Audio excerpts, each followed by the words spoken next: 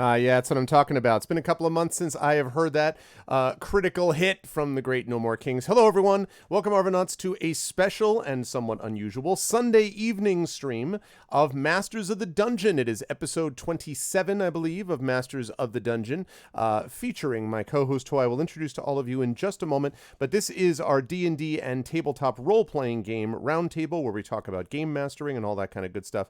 And I am super, super excited to get this show back after a month hiatus. We were not able to do it last month, but we're back this time with some awesome new topics and things to talk about and all that stuff. And we will regale you with all that information in just a moment. But before we get to any of that, I do want to remind everybody about ways to support the stream. If you haven't done so already, please make sure to follow the channel. Please check us out on our YouTube channel, !ArvTube. Discord is !ArvCord. Twitter is !ArvTweets. Please head over and follow me on all those things for more content of all different kinds. And of course, on the Discord, so you can hang out with the Arvanauts in between streams. And you can check us out on our website at arvaneleron.com. On the financial side, Arv Shop is the Patreon. No, it's not. It's the area where you can check out our merchandise for D&D, Infinity and Beyond, and soon to be Adventures. Well, actually, Adventures of Middle Earth right now, but soon to be Esper Genesis stuff over there as well. Arvtreon is the Patreon, where you can support us in many different ways based upon the level of support, and allows you to get inspirations to help the players. You can get a copy of one of my band's albums. You can get a professional writing critique of your work. You can get an epic poem written about you, a character background written for you, many, many different things that you can do. And of course, you will be supporting the channel to do bigger and better and more things. And so that's very much appreciated and really does make a difference. So if you haven't done so already, please consider jumping over and supporting us there. And please also consider supporting us by clicking that sub button right under the video window, so you can get some of those awesome emotes and sub badges and all that stuff that you can use here, there, and everywhere across the Twitches, plus inspirations, as I mentioned also. On the publishing side, Icarus for more details about my Icarus and Jelinek graphic novels. For those of you who missed it, I will have a reading event of this, which is going to be coming up this Saturday, so less than a week from now. This Saturday at 7 p.m., I will have a special Gen Con sponsored dual reading, which will be EDE Bell, who will be reading from a work that is going to be published by Athos Arts, and then I will be reading and giving a sneak peek of some work of my own from Icarus and Jelinek, also coming out from Athos Arts, so you will definitely want to check that out. That's going to be good times on Saturday, and then right after that we have Kingdoms of Amalur Reckoning, which will be happening then as well, so that's going to be awesome. So we've got that happening. Ooh, that is really cool. I can't wait to hear this little ditty for ISIL. That's awesome, Trish, actually. So we've got that going on. Exclamation Point Library, Tales and Tomes from the Forbidden Library. I want to just publicly thank, by the way, Commander Dunsel, who was able to let me know that there was a snafu on the site where there was a sale going on where the price of $19.95 for the PDF version had been reduced to $9.98, except that they had accidentally reversed them, so they crossed out the $9.98 and were charging $19.95. That was just a mistake from the site, and we corrected it today. It was up in less than 24 hours, but someone was like, hey, what is this all about? And we're like, we're sorry. So we fixed it. But anyway, thank you to Commander Dunsel for giving me the details, because I don't know if it was Commander Dunsel or Mrs. Dunsel who saw it, but thank you, because I was like, wait, what? So now that is fixed, and everything is back to normal, so you can get that for less than $10 US, and you can get a copy of my D&D 5th edition adventure and sourcebook with contributions from many different places. Again, print edition of that coming very soon. And last but certainly not least, of course, Grayshade KS. In about 2 weeks, I will be announcing whether the Kickstarter will be happening for that in October or February. Haven't decided yet. It is based upon basically manufacturing of the product, and we want to make sure that we're able to deliver on time and on schedule. So it may not be till February. We will see, but I will be able to know that for sure in a couple of weeks from now. The only other thing I need to mention is just a quick reminder about schedule. Tomorrow night, of course, Monday night, we have got Emberwind going on with the Ember crew. And so Marie Bilodeau and Jen Brozek and Brahms, of course, And Saad will be joining John Helfers, Radio Johnny Panda on Twitch here as the crew continues their work through the world of Adriel. That's going to be happening Monday night. Then Tuesday, we have got Star Wars Scum and Villainy. Cross your fingers, we can finally get this thing off the ground with yours truly. That will be at 10 a.m. Eastern. And then at 1 p.m. Eastern, I will be playing some Kingdoms of Amalur Reckoning. The Adventures of Middle-earth is going to be moved to the following week, and you will not want to miss that session. Tuesday, August 4th, I have a big surprise for you and the AIME crew, so you will definitely want to make sure that you are there for that. But this coming Tuesday, it will be Star Wars Scum and Villainy at 10 a.m. Eastern, 1 o'clock Kingdoms of Amalur Reckoning, and then 4 p.m. Eastern over on GOG, continuing with The Witcher 3 Wild Hunt Blood and Stone. Wednesday, I just saw that Shadowed Mage said that it may not be, and I'll do BLM in just a second. Wednesday, it may not actually be Community D&D because apparently that may get moved to the following Wednesday because of schedule stuff, but hopefully Wednesday, and if not, it'll be the following Wednesday. Thursday, we will have off either way, and then Friday, we're back here with Esper Genesis, again at 8:30 p.m. Eastern. That's going to be awesome. And then Saturday will be, as I say, the Gen Con event, followed by some Kingdoms of Amalur Reckoning. So that's what we've got schedule-wise. Last note, exclamation point BLM, which is Black Lives Matter, which Echo was kind enough to link just now. That is the site that we have been using to give you information, resources, aspects of places to donate, aspects of places where you can instruct others and educate yourself on the issues relating racial equality in America, and specifically relating to the African American experience, the Black experience in America. And the Black experience, I should say, worldwide, but I'm thinking of America at least initially because that is where the Black Lives Matter movement really got its start. So we are continuing and will continue to support them, so please check that out for those resources as well. Now, having said all of that, it's time for myself to unmute myself and then to mute my co-host so that we can head over and bring you to the amazing and somewhat better rested now, I understand, Little Red Dot, my co-host for this. You just saw her yesterday, and you're seeing her again for this show. Dot, it is always a pleasure. How are you doing? How are you feeling? And all that kind of good stuff. Well, I'm well, so I feel like in this time, that is winning. That is winning. That is winning. Yes. So I am well. I'm back here for things. And do just in case people don't know, I mean, they should at this point, but if they don't happen to know who you are, no, no, definitely no presumptions here. I'm Little Red Dot, and I hang out over here on this channel and do a few things, mostly play games and roll dice and tell stories. That's what I like to do. And when I'm not doing that, I'm running a Twitch channel currently for a theater company here out of Atlanta. So that's what I do. That's what you do. And when you're not doing those things, you will be doing. Coming up now, soon, very soon. Yes, coming up soon, which I'm sure we'll talk about. Yeah. No, I want to talk about right now. I want to lead off by talking changed about my this. hat a little bit. I will be playing as well as producing a new Vampire Masquerade 5th edition vampire podcast.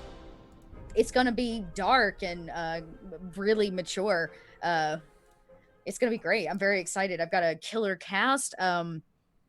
I haven't actually dipped myself into like producing podcasts myself, and so it's gonna have me and the Bubbernaut and Gaming FTL and Mathis Games as our storyteller, and we've got Mark Muir on board along with special guest Outstar. So it's gonna be a ragtag hell of a roleplay crew is what it's gonna be. I am very excited to hear more about it. I do just quickly want to say, Tilted Gaming, thank you for the resub yourself, and then the 4 tier 1 sub gift just now. Oh my goodness, thank you, man. Thanks, Tilted Gaming. So gifting a sub to the Rising Tides, who is going to have, as I mentioned, a game last night, is going to have a game on my channel next month. He runs the Blades in the Dark campaign on this channel as part of the Speculate Twitch joint event. So he got one. Ogre498 has got one, and Marie Bilodeau, who I just mentioned as part of Emberwind, has gotten one also, and EKEG, etc. The the Rally Crusher has also been given one as well. So thank you. Good to see you, Brandon, by the way. How are you? And thanks, Tilted. I appreciate that, dude. It's really kind of you. Thank you, man. I hope you're doing well. Tilted Gaming, I have known Tilted Gaming since I arrived on Twitch. He was back in the late 2011 when I actually first came to Twitch in November of that year. He was on the first channel that I ever went to. Catabasis was the channel. And so Tilted runs his own channel and is a good dude. He really is. So thanks, Tilted. I appreciate it, man. Good to see you. So that is the amazing little red dot, and I am going to want to hear more about the podcast because I actually am going to ask a question about video versus audio stuff related to tabletop. But before we get there, we should start by talking a little bit about something amazing which has happened. Thank you, Theater Nerd 221 for the host. What has happened in our last 6 weeks or so, something exciting that has happened in one of our campaigns, either that we GM or run or something like that. So I will throw that out to you first. What awesome highlight would you like to talk about from any of the things that you do? Game campaign-wise. I don't know. I'm just like so many. Okay, so I'm in this weird like break moment, but there's actually still a lot of forward momentum. Like I've been, getting prepped for this podcast to release, which is like it's not out yet, so then there's nothing to show for it, right? But like still, I'm going to highlight 2 other games. That's what I'm going to do. Okay, that's what I'm going to do because both of them are great. One of them I GM, so it's hard for me to be like, this moment was fantastic. Toot your horn, Dot. But the other one I play in. So I'm very excited because I have been running a Coriolis campaign over on Unmade Gaming's channel for the last little bit. And my plan was to do a 2-volume or like 2-series set, but there has been kind of this outcry from the community to do more. And so I basically said, okay, well, if you want us to come back for season 3, we have to fundraise everything up front. And they're already on stretch goal number 3, and we have all the way until December. Wow. So I guess the show's coming back. I guess they made it. Yeah. I guess I guess the show's coming back. So there's going to be a season 3, which is super exciting. We're going to have like part of the goals are like we're going to make these cosplay videos where we're like dressed as our characters and like little videos of them. I feel like that's a stretch for you, Dot. I mean, I don't know that you have I know. Do I even have that in me to make that a reality? So that's just pretty cool. I guess it's a highlight moment because people wanted it so bad, and it's a story I was like really passionate about. Yeah. And so that was it's a bit humbling, I guess. Yeah, there's that one. And then from a player perspective, I'm very excited. I don't even know if it's officially been announced, but we are talking about it. The French Resistance campaign that I was playing in over on Trooper's channel, Trooper SJP, is coming back for a second season. Oh, wow. Which is like we kind of left it on a cliffhanger, but it was like also kind of it could have been the end, I mean, of like this group of people's story. But people really wanted it, so we're gonna have one character changeover, but that one's coming back, and I just really. When I started that campaign, it was before, like we had talked about it before quarantine. So like all of us were going to, because we had cons and things, people were going to miss like huge chunks of time. So it was meant to be a little bit more ragtag than I think it turned out to be. Right. Because we all got quarantined and it was at like the very top, we were all stuck at home. And so none of us missed any. And it became this really, fantastic and like deep story about this group of resistance fighters in France as like the Nazis are beginning to take over. Yeah. And we as a group of people became very passionate about like their cause, which is around art and humanity. So like we were dealing in like trying to save the Mona Lisa. Right? Like so we had gone to this party and found out that Garble had located the Mona Lisa, which had been in hiding. And so we got word out and these kinds of things. But the character for that game, I just have really fallen in love with her. And I watched a lot of one of your solo sort of sessions that was a couple of hours. I think I was doing work. Oh yeah, we each got a full solo session. Yeah, it was really interesting. Yeah.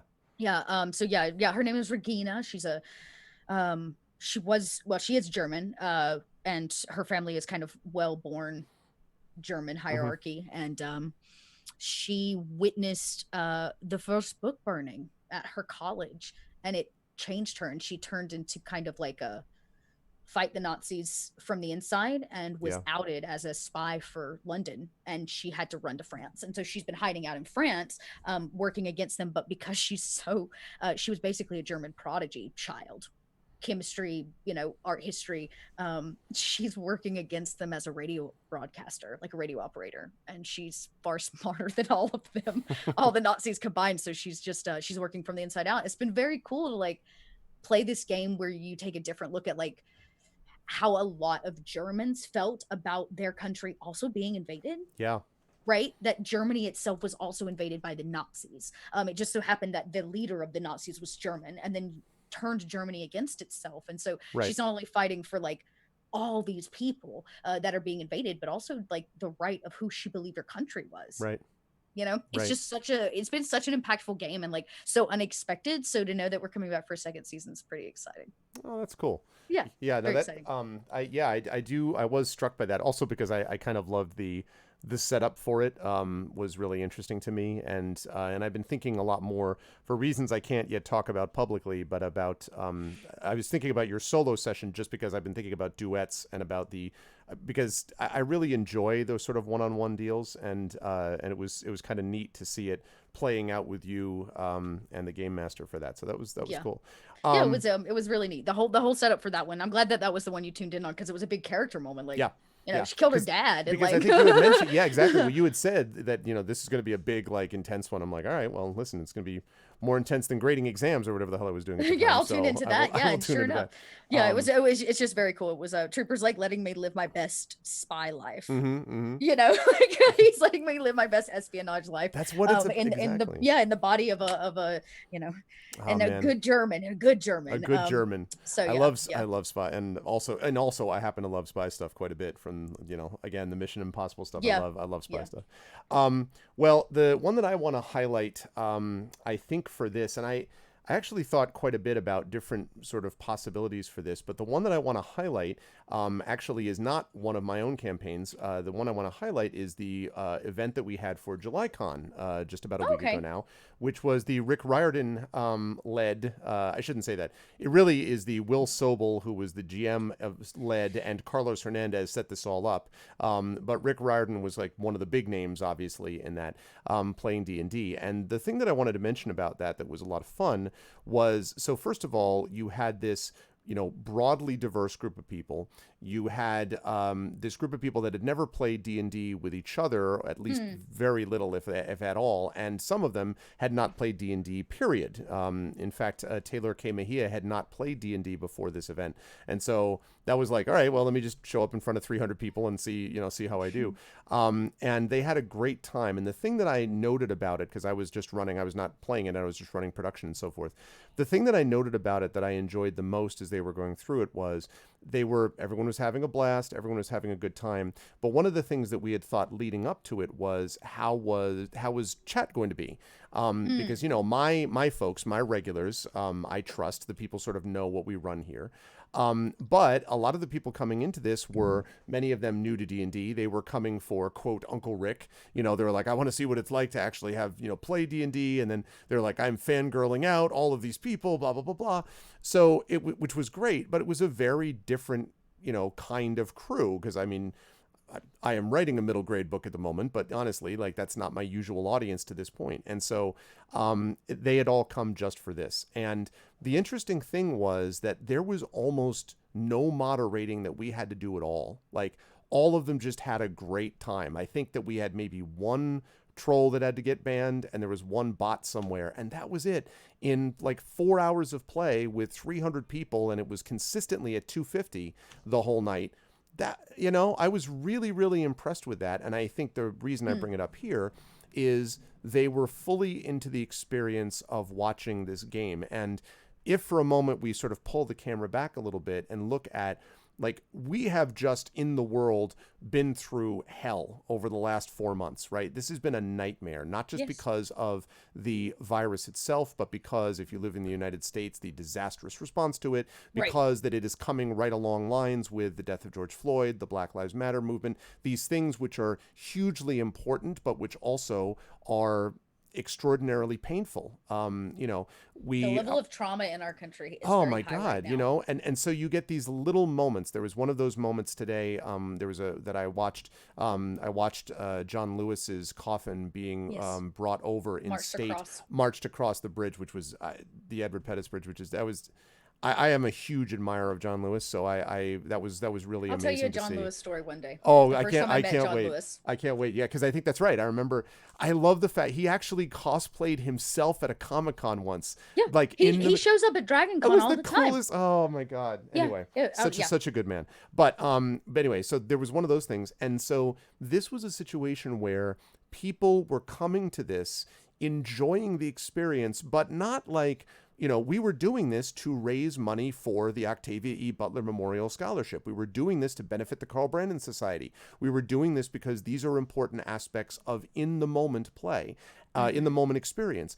And yet the campaign just had this sense of joy about it. The adventure just had this sense of joy, this beautiful sense of fun, and everyone was into it. And it was really organic. I didn't have to give a big lecture like, everybody make sure you behave. I didn't have to do that. It was just everyone who was coming sort of knew the deal or could read the room and knew that, they weren't just going to be a part of messing things up if they didn't need to. So it was really great because you got the sense that it was a game where everyone was having fun and knew that collectively we were making a difference in the midst of what has been a very difficult period and clearly the most disruptive period in a long time for most of us. I mean, most of us I'm older than Dot, but I also have not lived through an experience like this of this nature. This is totally unprecedented for the majority of us, unless you were around in 1918. Assuming that you weren't. Yep. I was about to say, the last time was the turn of the century. That was exactly literally 100 years ago. 100 years ago. So honestly, it was a wonderful experience to see that. So I did want to just highlight that. And again, some of that comes to the players. Some of that comes, of course, to the GM and the DM doing this, Will Sobel. But a lot of it is just everybody together kind of agreeing we want to be entertained and have fun. We also want to do this for a good cause. We don't want to run away from the moment, but the immediate moment of the fierce urgency of now, as it's been referred to by President Obama and others. We don't want to run away from that, but we do at the same time want to be able to experience this collectively. And it was really a lovely experience to watch. And for a change, I wasn't in the middle of having to also game master and play or whatever and think about it. I was just watching from the sidelines, and that was cool. So I really enjoyed that. And it's interesting you mentioned that, Rising Tides, because sometimes the internet is good if only more Twitch chats were as regularly decent. I appreciate that, and I think honestly that is a commitment that all of us have to make on our channels to establish an atmosphere and an environment where this is what is accepted. So my mods know that I don't want to get into back and forths with trolls. If people come on and are just like, my job is to cause problems, I'm like, you're banned, you can go somewhere else. I don't have time to get into a big debate about are they okay or I don't want to, please. I would rather just focus on what's happening within the channel as a community. So I appreciate that. And it's people like you, Rising Tides, and people like Dot and all of the people that I associate with on this channel. If I look around me at all of the players and all of the people that are connected to this chat, and of course the moderators and the viewers, I mean, I am blessed to have a wonderful group of people. And if you are judged by the people you associate with yourself with, then I feel good about it because I have some good people around me, and it really makes a big difference here. So anyway, I just wanted to acknowledge publicly that was an awesome thing that happened, and thank you to the players and of course to the contributors and all that for that experience, because that was really cool. It's awesome. So and good to hear at this time. Yeah, it is kind of a corrective also to everyone hates each other type of thing, which I don't think is true, but it sure gets played out that way. I don't believe it's true. I actually believe that most people are a lot better than we give them credit for. It just so happens that we only highlight the worst. That's it. Rutger Bregman, I'm telling you, Rutger Bregman's Humankind. It's so right, that book. Anyway. Yep.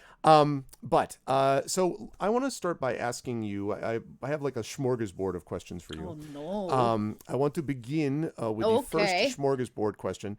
I want to ask you about this difference between audio and video production, specifically audio and video for tabletop streams, because we obviously have the experience, both you and I, of having done live in person around a table, like all of us have done that. Many people in chat have done that. You and I have also run many campaigns on our own channels, played in and GM'd and DM'd and produced events like this for a visual field as well, and audio.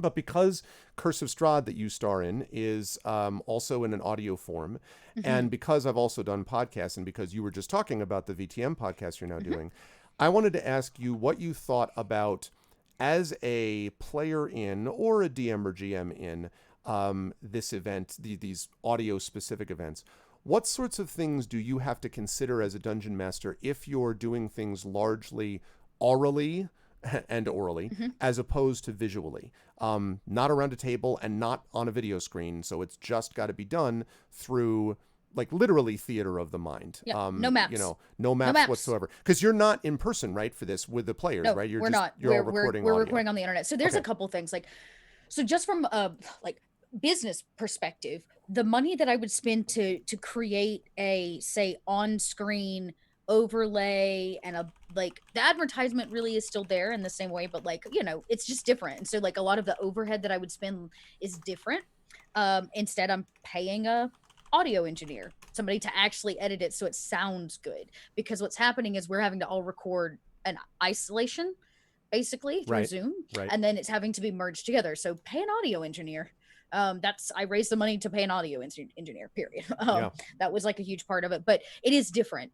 Even I've been doing North by Northwest now for 3 years, and even when we record, because I've GM'd for that one, North by Northwest, it is a different kind of storytelling.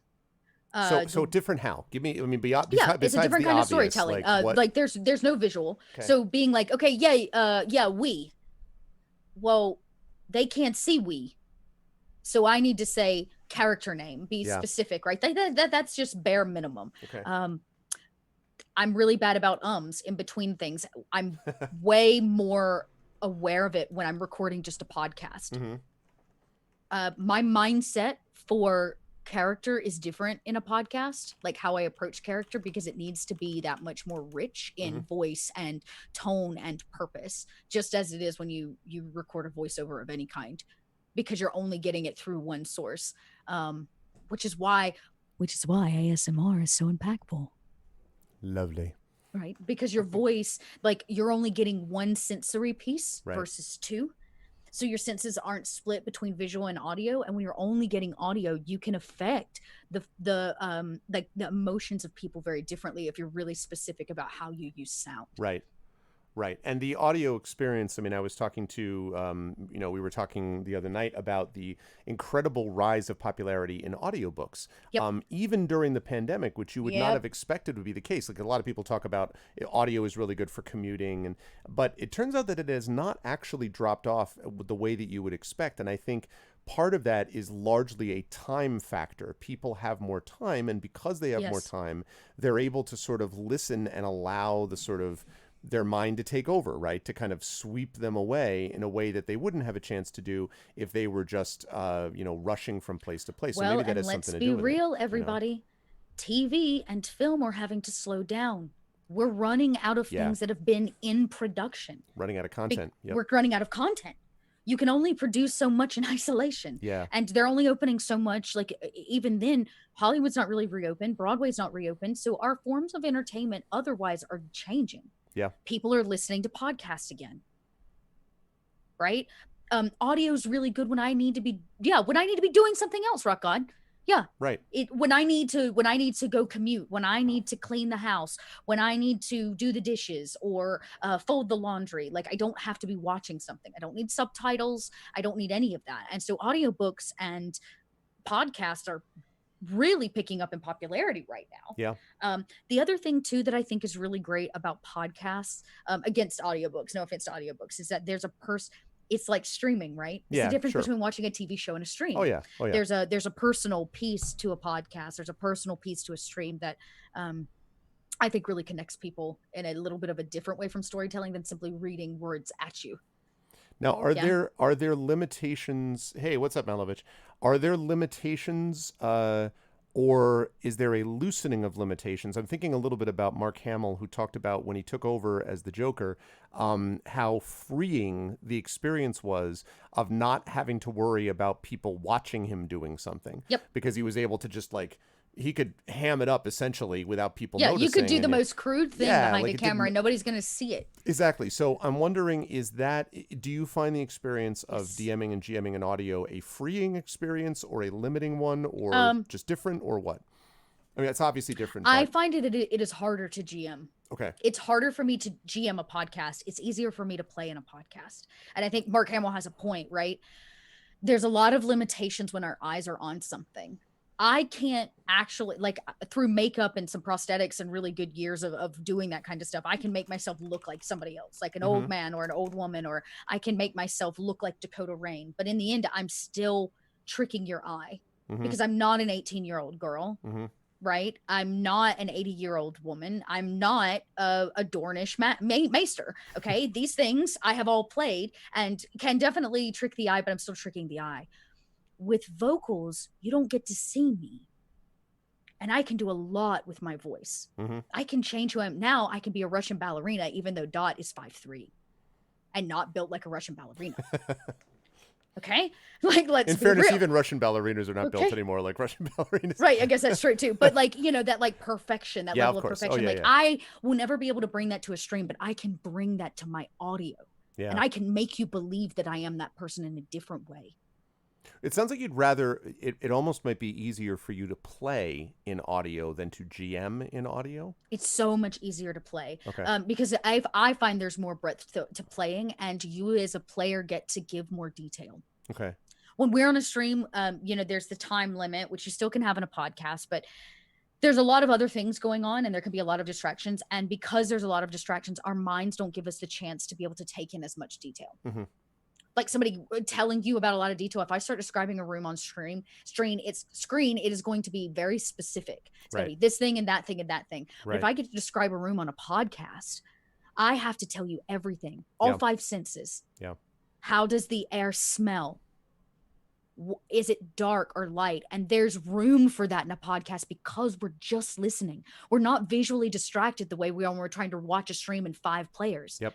We are focused on what's coming in audibly, and that really can change what you can like consume. Yep. And it's that's why you don't watch Critical Role. You only listen to the podcast. Yeah, because you can visualize the characters better. And it's true. Like there is there's an ability to allow your mind to function differently. And they've done studies that demonstrate that different aspects of your brain are used when you are listening to something than when you are both visualizing it and listening to it, as opposed to when you are there in person. These are different aspects of your brain that are being used. Correct. And one of the things that I think it's important for people who are, you know, aspiring writers and game masters here is it is very good practice to be able to listen to well-described scenes rather than just reading them. And the reason is that being able to describe those things back, being able to then figure out how to describe a room if you were to do it with just the benefit of audio. So how does the word sound is extraordinarily important. Sound is enormously important in writing, and the sound of the words, how dialogue sounds in space, is hugely important. So sometimes you'll get these people who are, you know, these writers who are very, very wooden when they actually get to characters back and forth dialogue. And the reason is that they clearly have never actually spoken these words out loud. Right. And if they did, it would sound nobody talks this way, right? It would sound off. And so being able to just listen to the way a room is described or the way that people speak to each other, that gives you a sense of the cadence and the flow, and it allows you to be able to do that in turn in your own I work. think about people that had to make the shift from radio to TV, because there was such a large period of time where TV was, or a radio, we were getting audio dramas and people sat around in their living rooms with the radio on and listened to radio dramas. Absolutely. We listened to plays together, and there's something that's really cool about that shared. And then even when we started film, there was no audio. You only still got one sense. Yeah. And then when we started to merge it and we moved to things like television, it changed how we consumed and the rate at which we needed to consume consistently. Right? Yep. Because it just is a different pace and a different way. And so I think podcasting to me has this breadth, because the other thing is I'm not performing for you. There is a performative aspect to having a live audience, to me sitting here right now speaking to all of you, which is different in a podcast because we're at a closed table like we would be playing a home game. The difference is that we're performing not for anyone, but with each other. And it creates this really big space for really great storytelling, I find. And so I've been waiting on a while, since North by Northwest, really. And we just finished a 5-volume chronicle. We just closed it out. I should have mentioned that. 3 years, we closed out 5 volumes, like 156 episodes. It's good stuff. And so that's been really crazy. And so as I and North by Northwest is going to continue. We're just moving on to like a different storyline or a different game possibly, but I wanted to do more podcasting. I wanted to challenge that, both for me and to see like how far I can push that medium. Yeah, yeah. You know, being able to use sound effects and Foley, things that can be flubbed very easily live, have can have more nuance. Yeah. You And know, behind a mic. absolutely. And just quickly, I agree, Light and Passion entirely. You know, Silmarillion was a poem designed to be read out loud, and it does click Correct. together. And hey, sign me up, Rising Tides, for a fantasy comedy radio play podcast. Absolutely. But the other thing that I wanted to mention about that just went right out of my head when I was thinking about Brandon and fantasy comedy radio plays. Oh, darn it, I don't recall. Oh, yes, I remember. So the other experience I think that audio can pick up on is the quality of being lost in something. And we have talked about the experience of immersion in playing, right, and in games. And you and I, you professionally, me not professionally, but have acted on stages and have had the experience. I have had the experience, I assume you have as well, where once in a while you'll have a scene that clicks so well that for a moment you're just kind of lost in it. I don't want to overstate that and suggest I really felt that I was back in 1920. I don't mean like that, but I mean there is this feeling that you are for a moment stepped away and watching this scene kind of play Actors out. call it being in the moment. Yeah, being in the moment. It's called being in the moment, where you're so outside of yourself and so committed to a moment Right. that you exist in it. Right. It's an unusual thing because the more you're committed to the moment, oddly, the more you can almost see yourself separate from the moment. It's really an extraordinary experience. Yeah.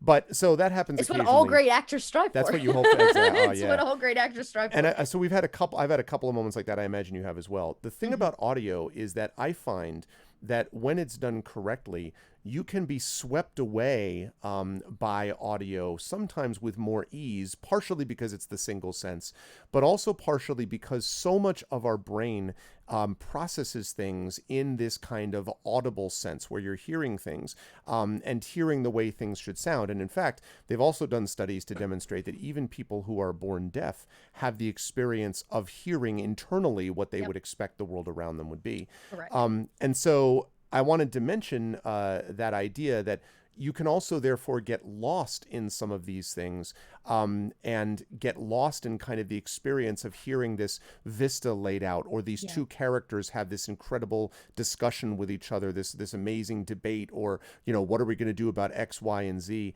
And those moments I think are very powerful. Something else we didn't talk about is the quality of music on all of this, because, you know, soundtracks are things that we use to actually accompany even our visual stuff online. But if you just even the listening of the music as the music kind of swells, sets a tone for it and allows you to be kind of swept away, so that oddly you sometimes the feeling of immersion is, well, you have to be immersed in all five senses at once.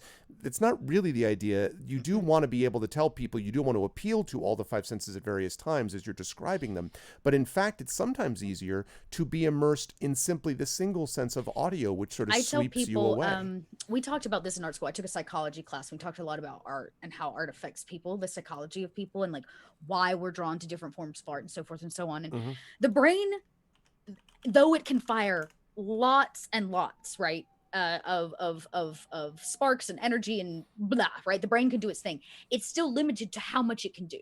Yeah. So imagine the brain as a pie, and you have five senses. You can split that pie into five pieces. You're still not going to get more pie. There's still five slices there. And that means now that pie has been split amongst five different senses. You've got less of it, less of the pie being used. When you cut back on senses, right, your pie slice is bigger, right? More savory. You get more of those things in the brain firing at one sense. And when you think about a stream, I'm telling you, regardless of how much you don't want it, when you look at a screen, I'm telling you what that thing looks like. When you watch a movie, I'm telling you this room looks this way. When I describe a room to you, there's still room for your imagination to spark. And when there's no other additional senses going off and you just have the one, you're dumping all of those sparks and those energies into your imagination. Yeah. and it puts you in what I call the void space, right? This space where the imagination can grow and reach. Is where dreams live and how they grow and expand. And sometimes maybe it is, but you're totally right. It allows you to dive in a little deeper, I think, sometimes Yeah. audio. I think that's a part of it. I completely botched that. I agree with you, Mal. I was trying to do that at Malovich there, like parentheses bracket. Yes, more resources dedicated to a particularly sensory Correct. input channel is what Dot's talking about. Yeah. Yeah, it's absolutely true. And again, I would emphasize again for people who are trying to tell stories, it is so valuable then to consume media and different forms of media widely so that you can then describe these things from those perspectives when you have the full pie restored, if you're fortunate enough to have Yep. that. Yep. And this is again this idea of we talk all the time about the importance of reading widely, of playing widely, of living widely, of trying to experience different things, of, within limits, without sacrificing your principles or doing bad things, but trying to experience life in a broad way, as he says, as he navigates. Radical self-expression. Yeah. But like trying to do those things and then also trying to also experience things and consume media widely also, which means listening to things like audiobooks, listening to things like podcasts, which are not the same thing as audiobooks, radio dramas. All of these things create a different kind of, they tap into a different sense and they tap into a different part of your brain. And all of those things make it then stronger when you return to the Technicolor world of your full Correct. sense, palette. And I you're mean, able to I draw upon genuinely those think things. my storytelling on screen has gotten better because I've been doing Yeah. podcasting. Yep. And Because I've been doing a really focused storytelling yeah. in another platform. So I just find it really interesting. And I was wondering, because you've been doing so much on the podcast end lately, I was thinking about that and about, sort of the audio video kind of connection with that. That's interesting. Yeah. Okay. So that was my first smorgasbord question. Holy moly. Second smorgasbord question, completely different. So I have a question about political engagement in games. And the reason is I have been thinking quite a bit as of late about in the moment gaming experiences. This is somewhat tangentially related, I guess, to what we were talking about, but a game which is sort of written, let us say, or constructed before a particular event in real life or in the world happens.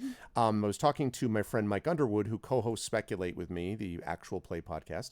And during this discussion with him, he just had a book which was released called Annihilation Aria, which I highly recommend. It's out from Parvis Press. I think if you type in !Aria, you'll actually see a link to this. You folks should get it. It's a good book. Full disclosure, I blurbed it. It's good stuff. You should get it.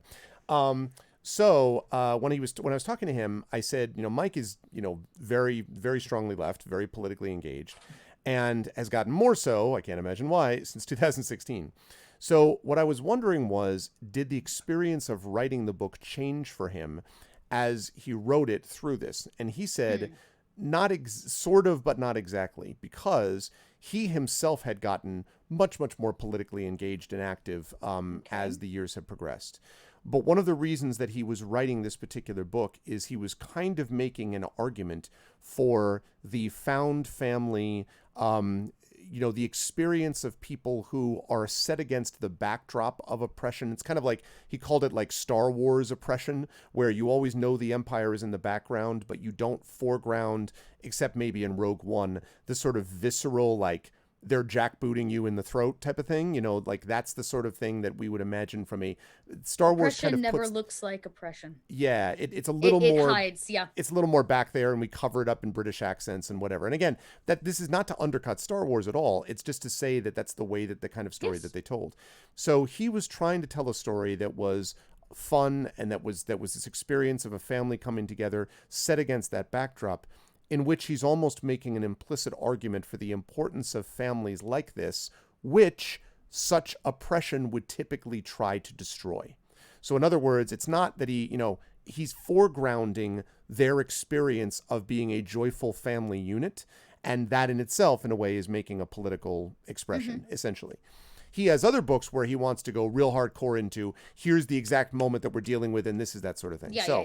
What I wanted to ask you was, okay, do you find in your storytelling in games now, whether it is a game that you're developing, whether it is a game that you're preparing for your players, whether it's particular encounters or events.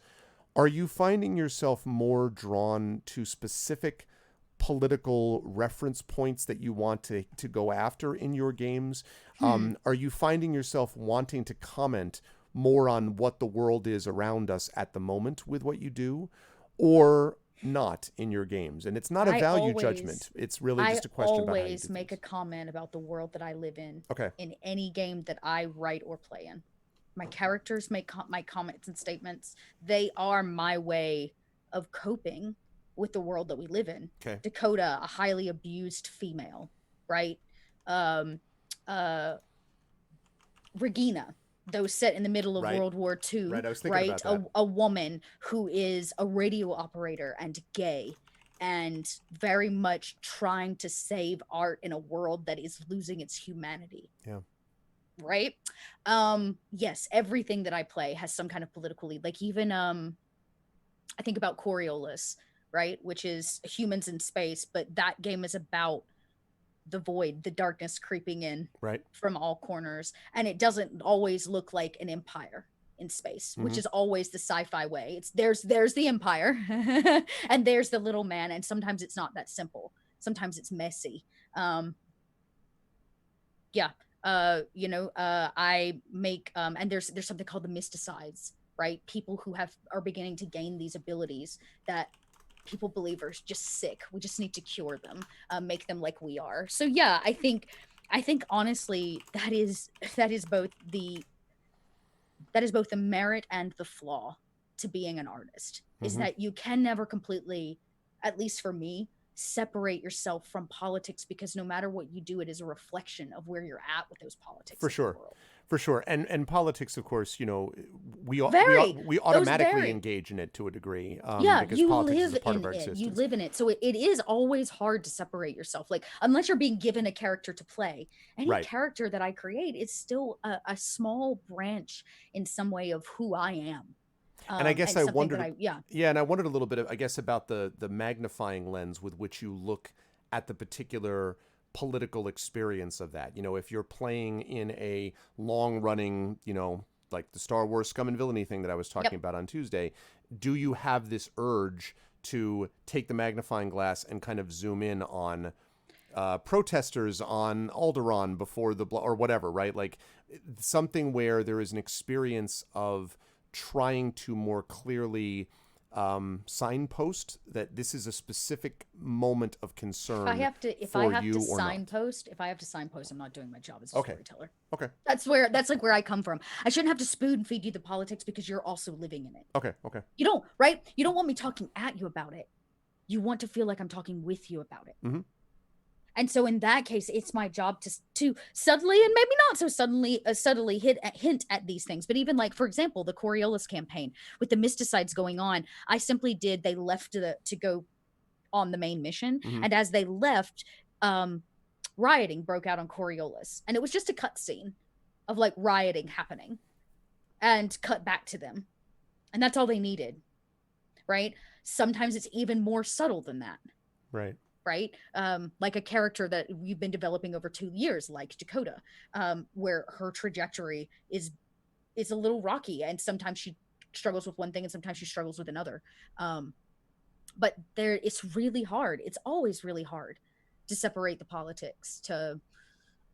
At least I find that it's almost impossible. And sometimes those politics are just good politics, right? Like sometimes it's characters that bring real joy to the world, who stand up for other things. Not all of them have to be built out of trauma, Right. because I think that Right. there are other kinds of politics. Yeah, That's hugely like important. Yeah. right. Regina is actually built around a real woman in the middle of World War II, a Jewish woman who they didn't know spoke German, and they put her in a bunker, and she watched a shipment of art from Europe was brought into this bunker, and she, in secret, categorized all this art from where it was coming from, so that when the war was over, it was all returned to where it could go.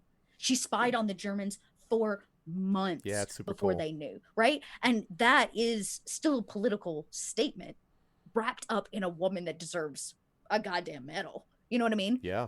So like I think that there's a place for all of it, and sometimes it's even more subtle than that. Like I have a character people love, his name's Rufus. He's an giant man, like sumo wrestler sized man, and he loves hot soup and tea, right? Like that's what he does. He spreads joy through the little things in life, which I think is also in and itself a political statement against the Yes, world that we yes, live in, that the little things are actually the big things. They matter more than ever before yes. because That's we're true. losing our connection with one another. That's true, and finding the axis of similarity along small things, Yeah. can be a big part of that. The Yeah, I think I want to go back to that statement and highlight it. And Miranda, you have some good things I want to refer to in Mm-hmm. a second, but I want to highlight what you just said, which I think is extremely important. That not every character needs to be founded and based in trauma, and because the reality is that most people are not really founded in trauma. This is the danger of making little sort of side comments. I really try to resist doing it myself, of people being like, "Well, I'm suffering from PTSD." Like it's kind of not a thing to throw off. Like if you really suffer from PTSD, it is a deeply fundamentally debilitating thing that takes Changing. a great deal Yep. of work to pull through, and the trauma can be created from different sources, 10 whether it years. is. Dakota took 10 years to overcome her PTSD of being Yeah. bonded to the prince. Yeah, and it's trauma which can come from sources from serving in military conflict, from Yep. a terrible accident, from sexual abuse. There are Yep. numerous things that can lead to that trauma, but the trauma itself, if you have a character who's founded in trauma, that is going to have a profound effect on how that character develops, and not every character needs to have that as their sort of founding principle. And the reason that matters is, again, this is about what we said about thinking widely. If you as a game master can introduce your players to characters who have a wide-ranging set of backgrounds, including some backgrounds in which they had a fairly stable upbringing, Yep. and they had a pretty happy life. And one of the things they learned from that was the confidence to stand up for others who come from a position of trauma, Correct. and in that particular traumatic case, maybe have difficulty with a particular thing that happens. You don't want that person to suffer any more trauma. That is one way of playing that out. So you want people who are not everyone is broken. And Right. to play everyone is broken, first of all, invalidates the actually broken and the experience of what they're dealing with. But it also invalidates, again, it kind of flattens the dimensions of life, which are deeply rich and subtle and complex. And so I really want to highlight that because it's very important. Even in a sort of dark dystopic world, I would argue that not everyone you're going to run into on the street is going to be, wearing a coat and filled with gray and going like, yes, and the world is a side screaming into the abyss. Like, not everyone is going to do that. Not everyone is going to be broken. And having that mixture of those who come from trauma, those that do not come from trauma, and how they respond to it, right? The people who are non-broken, the NPCs that are non-broken, some of them may be disturbingly, frustratingly naive. And some of them may be deeply complex because they have had the opportunity, the privilege, if you will, not to be traumatized. And so they can kind of comment about that from a distance. I think about the end of the movie, very underrated movie, I think, actually, in the oeuvre, and that's Age of Ultron, in Yeah. which these two characters are speaking to each other. And part of it is I love James Spader. So, but, the Ultron, the last remaining Ultron robot, says to, Vision, says to Vision, you're insufferably naive. And Vision's response to that is to not, he says something along the lines of, well, I was born yesterday. But his argument to Ultron is, Ultron says humans are doomed. And he says, Vision says they are, but there is grace in their failings. I think you miss that. The idea that someone who comes from that sort of traumatic, broken history, who we have been culturally sort of predetermined to believe are always the wisest, the smartest, the most deep, the most philosophically, the idea that that person could, because of their trauma, have missed something, that the non-broken character in this case can say, hey, you are missing the fact that there is some goodness worth looking at here. that's a very powerful statement to me. And it doesn't mean that every time someone who is dealing with trauma will experience or express it that way. But the point is they can, and the Yes. non-broken person can express it in that way. Right. So that idea of being Both able to expose perspectives your are players to valid. that broad series of perspectives is important. Yeah, it's yeah, and for you to play a broad series of perspectives, like, you should play people who want to bring good to the world occasionally, or maybe you should play somebody that comes from a background that is nurturing. Right? You should change perspectives. It is a challenge, a good one. If you always play the same thing, how do you learn anything? That's it. The point of Don't storytelling. play the same thing. Don't do the same thing. You Yeah, know? the point of So- storytelling is to learn and to grow and to share in ideas and concepts that may stretch us and pull you in different directions. And how can that possibly happen? Yeah, exactly. So I wanted to kind of highlight that. Let me come back to what Miranda said about, which is how to prevent activism politics from going too far and degrading the quality of a story. Now, and then how to fairly portray something which you don't personally agree with.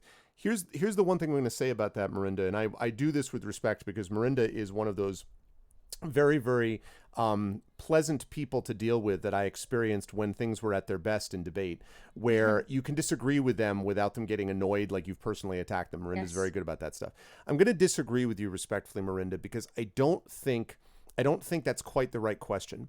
Activism and politics are not a separate like sauce that you pour on top of your otherwise pristine story that messes it up.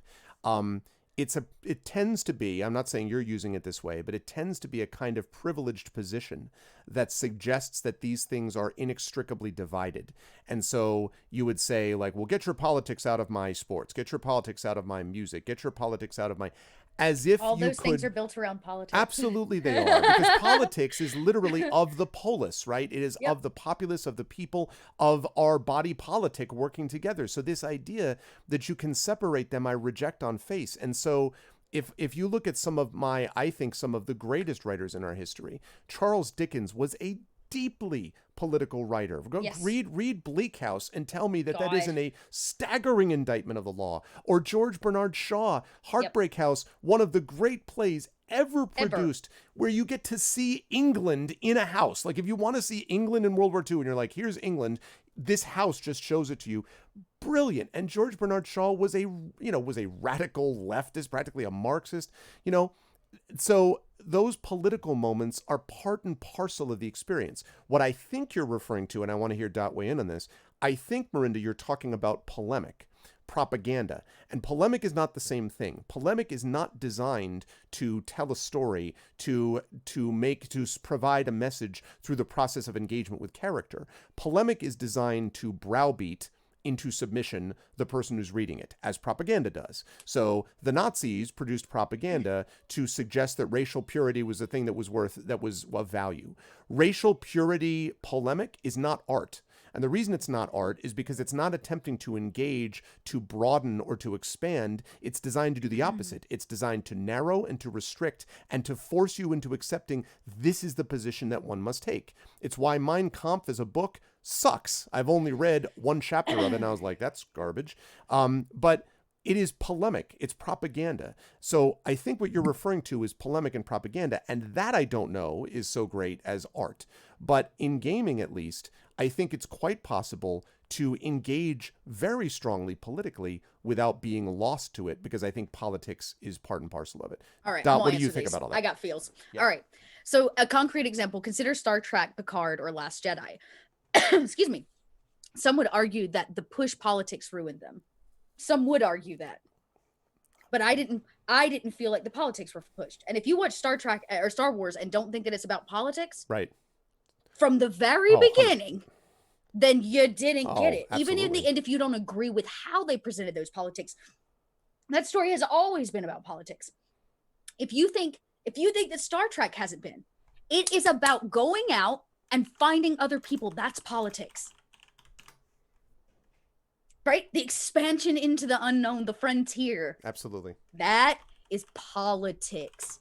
building Star culture. Trek itself is a political statement about the way that we ought to live going forward. Live Like, our lives. Yeah, on stage, absolutely. an African American, an Asian American, a Russian in the middle of the Cold War, a Russian on the bridge as the It was a the political navigator. statement. Oh my God! And then of course Spock as the Vulcan, who is far more admirable many times than the so-called human McCoy. Well, McCoy's like, well, damn it, blah blah blah. And How Spock's to do like, politics right. And Oh, again, God. it's like, I think that says a lot. But let me say this to your other question, off fair. Then how do you do art and avoid, what do you call it? Polemic?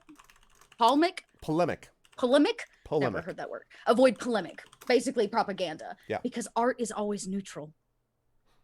Art is neutral. It shows the truth, not an opinion. Right. And propaganda is built around the opinion of one being Right. forced on the masses. That's right. That is what makes propaganda its own very special kind of art. That's Is right. it uses art as a front to feed you an idea that doesn't belong to you. Yep, that's exactly right. And yeah, I was just saying, Giga Frost, that's a great question. Bring that back when we ask for questions at the end. I want to stay on this a little bit longer, but that's a great question. I do want to hear about that down the line. Yep. Art is neutral. And if you're trying to create like art, like if you're telling a story together, your job as the GM is to be neutral in how you present things. Right, exactly. Within the safety of the people that are playing. That's I'm telling the you, key. Trooper does a fan fucking tastic job of Yeah. playing, of GMing us through a time when Nazi is moving into France. Here's the thing. Nazis didn't come in guns a-blazing, y'all. They slowly moved their way into France Mhm. and took over. It took them months. And they did it by doing things like asking to stay in hotels. Mhm. And then the whole hotel was populated by Nazis before it was over with. Right? Little things, asking the wealthy families to use their homes for parties. They moved in and made themselves, it was so subtle. And God, Trooper does a fantastic job of playing a Nazi where it's not like, right? Not joking in any way, how they believed they were right. The Yeah. villain never believes they don't see themselves as the villain. They see themselves as the hero, just like Hitler did. Right. Now, Hitler saw himself as a huge hero. absolutely did. Now, having said that, this of course does not suggest, therefore, that you as the artist or you as the have to, present it as like, well, let's just assume that he was right. Like, we are the jury here, right? And the Nazism was evil and wrong. Like they were wrong to think this and to do this. But the point is, they never presented themselves that way in their own minds. And if they had done so, then you'd be creating characters that are caricatures, right? Yeah, let me go. Okay, well, yeah.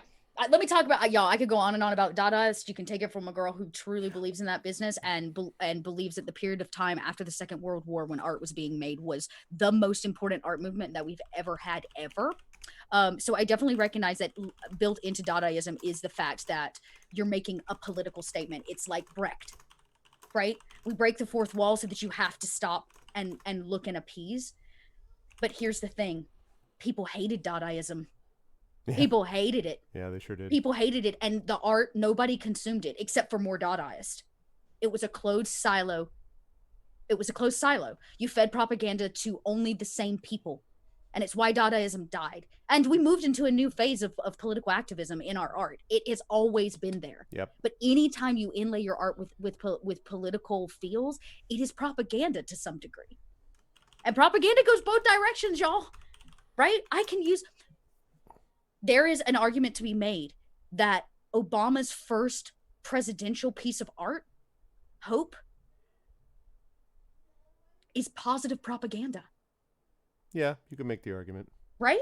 It was a piece of art that was used to deliver a message to people, political message to people. Was it bad? Absolutely not. It's one of the most iconic pieces of art of the 21st century, for Pete's sake. Yeah. And will continue to be because of its design and because of what it did for people. Right. That piece of art did for people. So I'm not saying that you can't inlay politics, but you're asking how to do it right. And in my personal opinion, the best way to present politics in art is to present it in a neutral way so that people will come to it and feed from that their own ways into politics and their own feelings on it. Yeah, it's interesting, and I think what you said, Malovich, about this is extremely important, which is that without that discomfort, what's the point of art, artifice, and playing these games? We need these laboratories to explore these ideas, these uncomfortable ideas, to come to terms with them in relation to our biases, and thus become aware of them. That's absolutely true. Mm-hmm. I think that you can experience something where you have fun with something, and it's a lot of, you enjoy it, and you're fairly comfortable in the experience. But I think the best art will do that at times, and at other times will challenge and push you into the feeling of discomfort. And it's the moments where you feel uncomfortable that you go, I wonder why I'm feeling uncomfortable and what that suggests about me.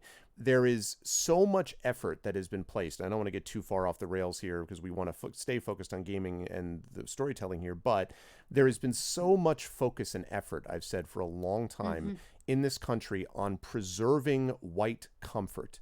And allowing whites to be made uncomfortable is the profound, there you go, white fragility. Guess what I'm currently reading, There y'all. you go. Yeah, see, and there's another book called Dying of Whiteness that's great about this as well, where we cannot be allowed to be made to feel uncomfortable.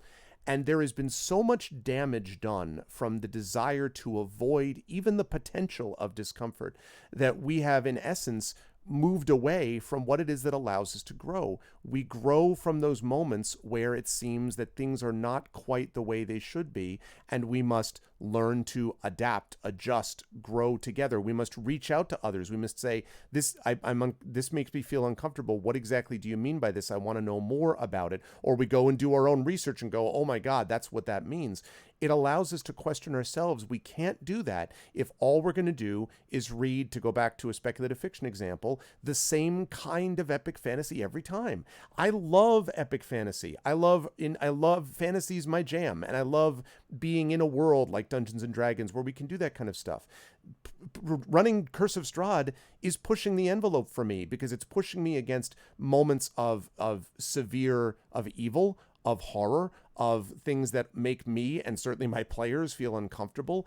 And the reason that I wanted to do that is because I don't want to spend my entire time as a game master and storyteller doing nothing but going back to the same comfortable, let's go on a rollicking adventure and destroy the ring in Mount Doom. And again, Tolkien is my favorite writer, hugely important, hugely rich world. But I don't want to tell Tolkien's story every single time. And I don't want all of us to be telling the same stories, playing the exact same games. That's Why do you what think I stopped playing D&D? Yeah. I mean, that's Right? what On my discomfort channel, I allows just us to did. do, is allows us to stretch and grow in a different way. Look, So- even the earliest stories were built around discomfort. What do you think fairy tales are? Of course. A little girl running into the woods course. being chased and eaten by a werewolf or a wolf, basically, is all about her level of discomfort, her losing her innocence. Yeah. We learn in moments of discomfort. There's a difference, though, in, I believe, finding the right balance where we can have discomfort, like uncomfortable conversations, and then making people feel unsafe. Those are two different things. Yeah. That's Right? what. Absolutely. Right? Simmering and telling stories and levels of discomfort are different than people feeling unsafe. Right. Yes. Right. Exactly. Discomfort within the context of where you're keeping faith with the reader, where you're doing this, in you have guardrails of a sort put on, right? And you're not doing this to horrify, to terrify, to rip apart. You're causing a person who you're teaching to grow is not someone you want to destroy, right? Education is not about destruction. It's about growth. I want to come back to, holy cow, Rising Tides. That is amazing. That go ahead, Dot. Say what you want to say, but I want to come back to Rising Tides in a second. Were you going to mention that, or I was? No, go ahead. So read it. he says. So you say people struggle to come to works of art when they feel like they're being attacked, which is hard and frustrating sometimes. But I feel like making good art, especially in storytelling spaces like RPGs, is giving people a reason to enter the work before the discomfort starts, so they know they're still in a space with people they can trust and not judge or hurt them. That's pretty much exactly what Dot said. That is brilliantly said, and that's what Dot was bringing up just now. That idea of you're bringing them into this space, you're making them feel uncomfortable, but they're still safe within that space. Safe within the space to be uncomfortable, right? So yes, there's and there are lots of ways to do this, and there is something to be said for the artists that really want to push the boundaries, that want to take a jar of piss and put a crucifix in it upside down. Yeah. Right? that there's a place for that, and there are people that connect with that. It's just going to be a smaller pool of people, right? And even take it from the atheist here, that like all in all, it doesn't offend me that much, but it also doesn't give me anything politically. It doesn't challenge me. Right. It's just a thing. It's just a thing for me at that point. Yeah. What it does is it either upsets the people over here whose beliefs you're challenging in a very forward way, and then the people who also share only your perspective. Right. What about all those people in the middle? That's it. And that's why the larger discussion I think we're having right now about who gets to be a part of Dungeons and Dragons, who gets to play it, what perspectives are presented, what other tabletop spaces can we do. That is also a part of making it so that we're not just speaking to each other in so many diverse echo chambers, but that we're actually bringing people to talk across lines that normally would not be crossed. And we're getting a chance to be within safe parameters, a little bit uncomfortable. Also, it is discomfort which, as you work through it and grow, the discomfort resolves too, right? Like the best experience is feeling, I understand now, and understanding is always a method of solving to some degree a sense of discomfort or pain. Always. The more that you know, in general, the more that you can get an understanding of your place in the world, the better in general you will feel. Even if what that does is mean that you know more about the vicissitudes of life and how difficult it is to be around you. Like, even if you find that, oh my gosh, now that I know the truth, it means X, Y, and Z, they have shown repeatedly that people would rather know that. Is it the red or the blue pill that's the truth in the Matrix? I forget which is which. Whatever the hell the truth pill is. Most people would rather do that, for the most part, and have the experience of going to a place where it's kind of dark, but they know where they stand. It's the red pill was the truth pill? Yes, the red pill. The red pill. Taking the red pill, for most people, is what they would rather do. Not everybody. Some people would rather live in their own, world and of illusion or whatever. But most people would rather feel like they know where things stand. And that's very powerful because it suggests that there is some sense of comfort even in resolving the moments of discomfort that were brought in the process of this education. I think when we look at, like, again, that extreme example, right, of a jar of pee with the crucifix upside down inside of it, that rips away the opportunity for any kind of pathos or logos. It rips away the opportunity for them to be drawn into it, the storytelling of even just a visual piece of art, and for them to be able to connect to it. Because with pathos, you're trying to arise that emotion, right? I'm trying to get that emotion risen in you so that you can feel something, because feelings help us learn and cope and stretch and challenge ourselves. But the only emotion that people get from that extreme oftentimes is anger and frustration. When what I'm going to guess the artist really wanted them to do was question things. Right? Which is really, your art was meant to question it in a logical way, in logos. But you're not getting logos because you built something that inevitably was aiming for pathos. There's this strange disconnect with politics. And I think it's one of the reasons why Brecht personally is brilliant. Brecht found a way to take what was an art form of the time, coming even leading up to the Second World War, that was all about, you sit, be quiet, and listen to this story that I'm telling you. And then Brecht said, no, I want to challenge that I can put both pathos and logos in the same place at the same time. And what you're going to do is walk away with both your brain thinking and your heart thumping. Yeah. And when that happens, we get real change. And you're 100% right. Yeah. And what made and Brecht's whole point was the neutrality of the artist in that. So neutral, I'm going to tell you what's about to happen, y'all. I'm going to drop a thing from the ceiling and it is going to tell you, and this act, so-and-so will die. Boop, move to the scene. This disconnect and the neutrality of the artist in Brecht's work is what made it brilliant. Yeah. No, I think that's right. And, I'm just thinking about the end of Mother Courage. Yeah, right? Brecht's understanding of how that goes, and I feel there's a lot of Shaw in Brecht, or Brecht and Shaw, Yes, where yes. they're really tying into the same things. Yeah, it's 100% right that he really does combine together those things, as I think we can do in our games also. Trish, I guess what I would say to that is, I think that there's a double layer here, which is, again, we're getting, this is what happens. Dot and I go off on this stuff, Sorry. and then no. This is This is DMs are important. storytellers, y'all, and I can talk about storytelling Yeah, all day. this is the scaffolding that the best stories are made of, and this is scaffolding that works whether you're talking about a game space or a more a writing fictional space. Either way, Mhm. but I want to come back to that, Trish. That idea of studies have shown that people ignore evidence, are not convinced by it, discount it, or weave it in conspiracy narratives. Here's where I think that I agree with you partially, but not entirely, because I think there's two levels here. I think on one level, people say, oh, I definitely want to know the truth about XYZ. So you walk in and you are walking in to talk to your doctor, and the doctor says, okay, like, here's the deal. And you're like, all right, doctor, tell me the truth. Like, tell me what I'm dealing with, right? If the doctor tells you, okay, here's the truth. The reality is that you are destroyed. You have terminal, whatever the thing is, and you're going to be gone in 2 weeks. So you have no time to do anything, and goodbye. Would people rather know that?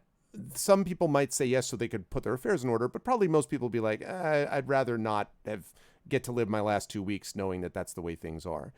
But if the doctor gives you a sense of, here is the truth, and here is a way that you can live your life, a change of your diet, a particular form of exercise, a particular surgical procedure, some act that you personally can decide to do and engage in, some off ramp, an exit ramp to get off of this path that you're on. And the knowledge that you can do this to change whatever that ultimate outcome is. If you do X thing, then you can live for 60 more years, or you can be dead in 2 weeks if you don't do it. That second version is what I'm talking about, where people are given a sense of, here's the truth, and here is, either given to you explicitly or implicitly, an alternative approach, right? The best kinds of political work that we're talking about here are ones where an alternative was possible. Dickens' work demonstrated that there was an alternative to what was there. A Christmas Carol is a deeply political story because the suggestion is Scrooge could live differently. And it's not because people sometimes think like, well, why would anyone care about Scrooge? Who the hell cares about Scrooge? The point is, if anyone reading that story thinks, I have in the past said, are there no poorhouses? Can't we just send them there? If you've ever felt that way, here's an example where you get to find an alternate way of living. This is the So mirror. that, exactly, the mirror turned back to the reader so that you don't have to do that. And like Scrooge, you can find an off-ramp. The best kind of art then doesn't just give you the truth and everything sucks and we're all dead.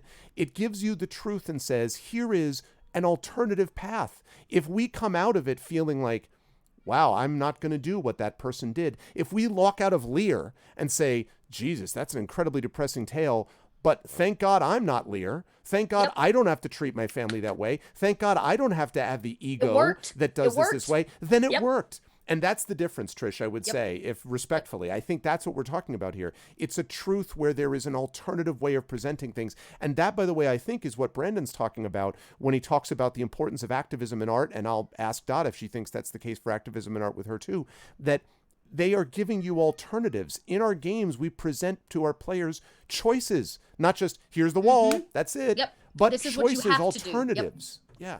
Yeah. So I mean, every game's about choices. Playing VTM alone has been one of the greatest starting to play VTM has been one of the greatest challenges of my player career, because that game is not about being a good person, y'all. We've talked about this on this show. Yeah. VTM is about losing your humanity. It's about getting to the point where people aren't people to you anymore. They're food. It's about doing horrible things. It's about living off of the vitae of people. You are a monster. And I think that is an interesting take, trying to play somebody that may be clinging to their humanity, or maybe said, fuck it, and don't want that humanity anymore, because life's a hell of a lot easier when you don't have it. Right. That's still an extreme way that I think tells a story that people can connect with. But even then, you look at something like this City of Light and Shadow campaign with Trooper, right? those players are forced to make really hard choices. The most important one, when France or when Germany finally moved into France and really started taking over, they used French people as leverage for the French to out the insurgency. They literally took people from their beds to the center of town squares and put a gun to their head and said, "We will murder somebody every night until you tell us the insurgency here in France. Out your people." And Trooper did this brilliant thing where we were put up against that night. And our players, it was one of the best roleplay nights for us. Because here we are faced with a highly political moment. Here we are with the radio in the bar that we work in, broadcasting the Nazis talking about taking people. They're going to kill 10 men tonight in the square. And so we struggled. We're like, do we go save these men? Do we do a thing? And the fact of the matter is, if they outed us, and this is what we realized, we couldn't help people anymore. Mm-hmm. That's a huge character development that is built into that I think people can relate with, right? But then we had the bigger choice of what do we do? Because we couldn't not do anything. So what we did is what we were good at, which is started spreading the word. We used our own propaganda against them. And we spread the word for people not to show up to the square to watch the execution. Because it doesn't work if people don't see it. And so we kept people out of the square that night. And when they started playing music and executing them, we shot off fireworks instead. Like, we covered up the thing. Yeah. And that is a huge political statement made by both the setup of the GM, who put the hard truth there, this big, very political moment. And our players were able to kind of insert themselves into those politics in a way that made sense and that still reaches the general populace of understanding. That's awesome, and that's part of that third way. First of all, thank you, Red Lear, for the tier 2 sub. Thank you, I appreciate Red Lear. it. Thanks, Red Lear. Thanks, man. I appreciate it. It's definitely not an imposition at all. Thank you so much. That's awesome. And again, the thing I want to point out about that story, what you just described, is again the third way, right? The third alternative. I reject this idea that, you know, you hear these moral questions all the time, like, well, you can save 1 or 10. I'm like, or you can empower the 50 to save Correct. the 10 so you don't have to choose the 1 or whatever. Right. Like there's and we had to swallow the pill. That man died that night. We let those 10 men die in a square, but we did not let them die not knowing that they're people, right? We're setting off fireworks singing the French national anthem. Yeah. From the rooftops of France, people were out there singing. Yeah, that's right. Right? That's a whole different political move that I think is just, and all about that. That is some messy ass politics, y'all. Oh yeah, for sure. And it interposes with individual morality, for sure. Mm-hmm. But, and see, the thing is, Marinda, that's true. The GM could have easily had the population ignore you or out you. It's one perspective. But here's the point. In each case, Trooper had an intentionality about the question that was being posed to the players. And the players had intentionality in deciding how they were going to react to that question that had been posed. So it wasn't, I'm going to ignore politics, or alternatively, here's the only option that you have. There's been a lot of discussion, for example, that The Last of Us 2 spends a great deal of time forcing players to do terrible things to people and then having people in the game comment on how terrible the person is for doing the thing the game forced you to do, which is frankly nonsense, right? It's taking away agency and then browbeating you for the agency that it's taken away. That's deeply problematic. And I haven't played Last of Us 2, so I don't want to go too far down the line. I think what I'm saying is, like, Trooper set it up neutral. Right. This is the thing happening. What you do is your choice. And in that choice, you're right. This isn't hard truth. But in essence, actually, the population could not ignore us. We did a dice roll for it. Another joy of gaming, right? That there is, like, sure. They couldn't ignore us. We passed the dice roll. Like, we spread our propaganda. They showed up. Now, he could have just said, ignored that, but that doesn't make good story. And again, it's like we're doing two things here. Is it a political statement we're making, or is it a story that we're telling? And any choice that you made, by the way, would have been a reasonable extrapolation of that, right? If you Correct. had gone and been like, I'm going to save those 10 men, but it means we sacrifice our lives to do it, that's a legitimate choice that gets Other made. choice. Yep. If you say, we're going to go farther underground and we're going to now blow up the Nazis, local barracks as retaliation because that's what, these are all legitimate, reasonable sort of Yep. suggestions.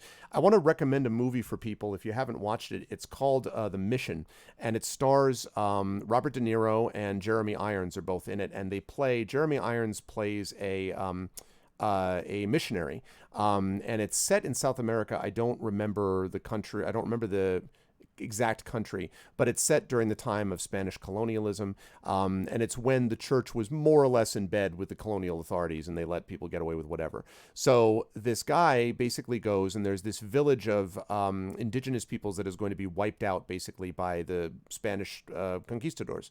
And so there are two people. One is an ex-military guy, basically, that's played by De Niro, who says, listen, we've got to train these people to fight back, and we have to set traps and teach them to hold guns, and it becomes a whole sequence like the in Seven Samurai, training the village to hold off the bandits. Like, that's what we have to do. Jeremy Irons, because of his faith, his character says that's not what we have to do. We have to train them to have faith, to care together.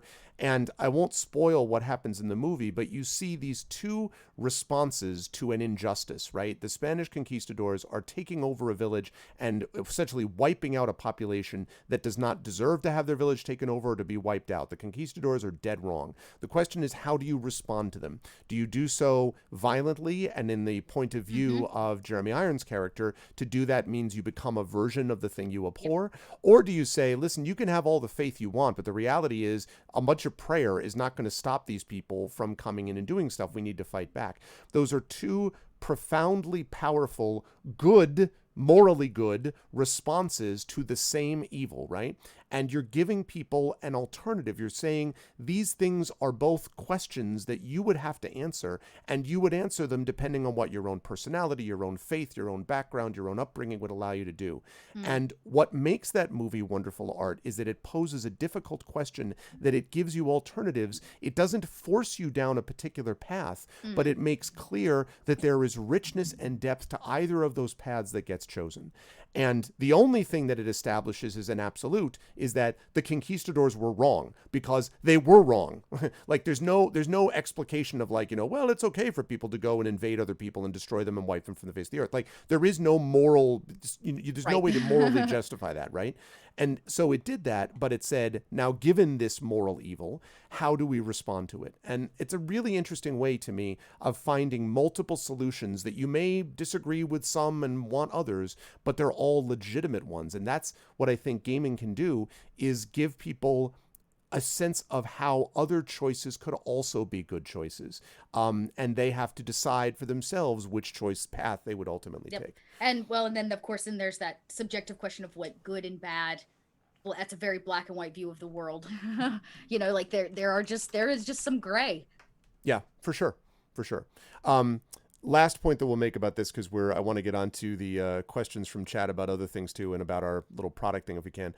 I think Rising Tide says, I think one of the things that matters about the interplay between player agency and story is that if the GM wants to tell a story, they have to value the way the characters want to tell it. That to me means that when they make a grand decision, that should have grand effects and consequences, and all of those elements are in a sense political. Yes, absolutely. Yep. The decisions have to matter. And the decision sort of matrix, whatever that decision is, needs to be respected, and the consequences need to spring in good order from what was done by the players in that moment.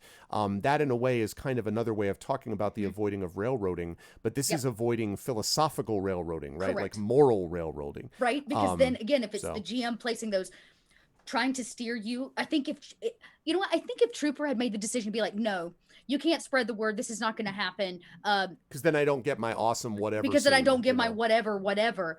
Then it's actually, then it would have become Trooper's politics on us. Right? Yep. Because it's not Trooper's story. It's the character's story. And Trooper's not playing a character, though he can play NPCs. Trooper is the facilitator of the world.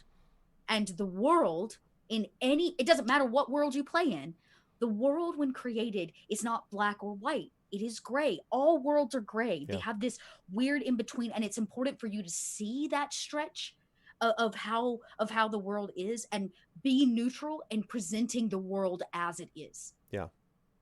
so that we can make those choices that feel real, and then have that pathos and potentially that logos and maybe that ethos if we do it very And well, maybe that right? ethos, I was gonna And say. maybe that ethos if we do it really fucking well, right? So I think there's all of that kind of to think about. But yeah, the rising tide, you said that very well, right? Yeah. Because we make choices, it is in essence political, whether it's our personal politics or the character's politics. Right. And as long as we have the safe place that is set up in a neutral way to present the world exactly as it is, we can make better choices, more interesting choices, and more realistic choices that reach an audience, a Yeah. mass audience, not these tiny ones that are on this end or that end. Well, that's right. And you know, and also as we've said, you know, not making a choice is also a choice, and needs to be acknowledged as such. So just to do nothing and just huddle in your bar, right, as people get shot, like that also would have not, that would have Right. been a choice that you would have made, which would have had its own consequences.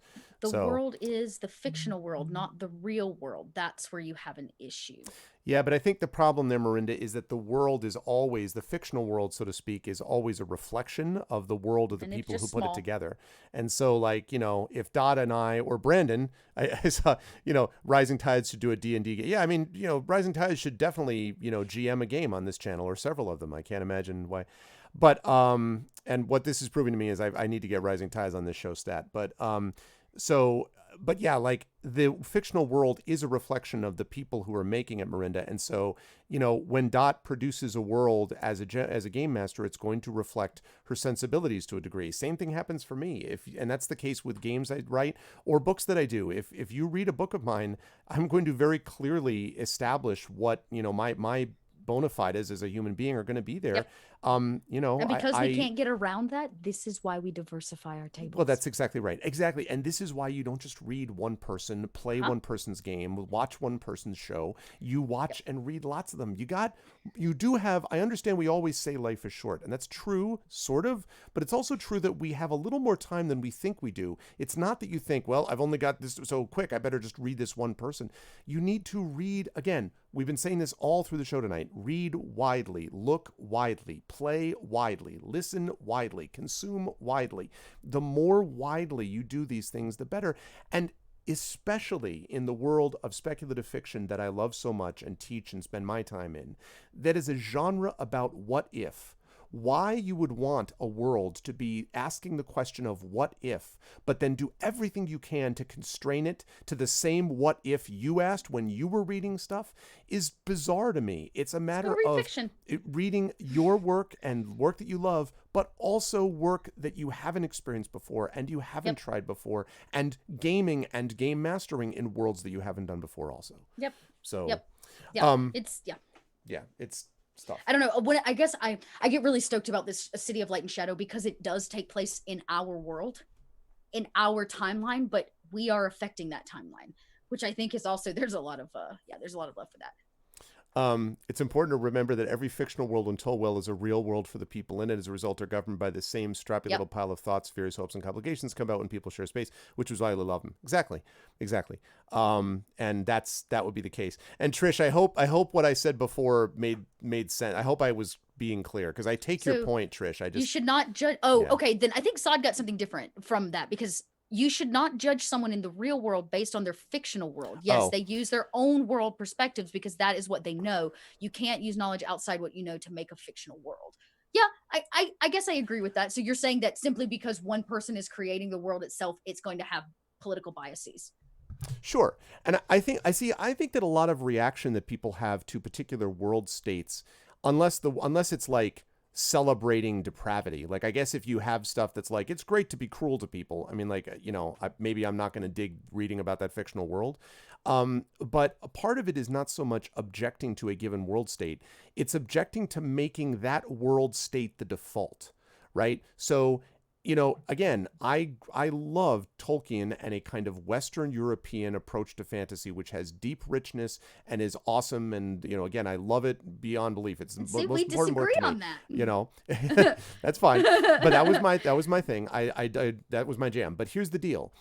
If I stopped and never read anything else, and I just went and I'm like, now I'm going to read Dennis McKiernan, who's basically doing the same thing, or I'm going to read Terry Brooks, who's doing very much the same thing, or I'm going to read, if that's all I do, if that's all I ever read, if that's all I ever want to write, well, then I am, in a way, limiting myself and limiting the ability of people who may come to me and read my fiction to be able to get anything other than that one thing.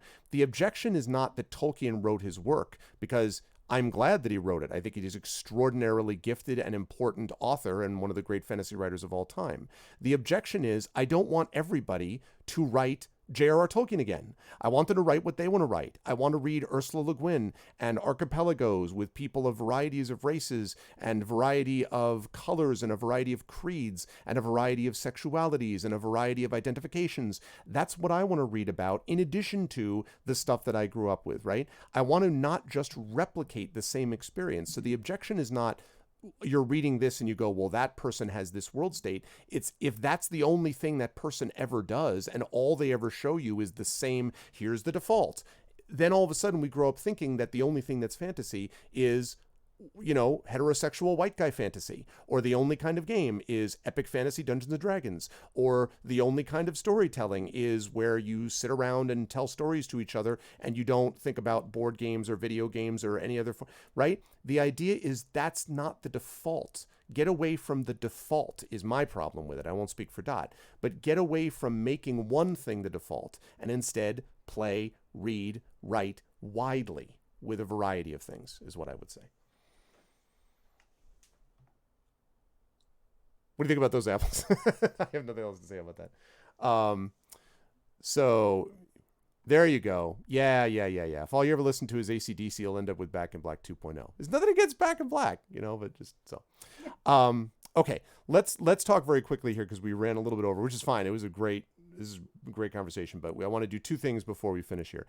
There you go. Stagnation is an art. It's comfort food. We shouldn't stop there. Okay. Good work, chat, on the very, very interesting conversation overall.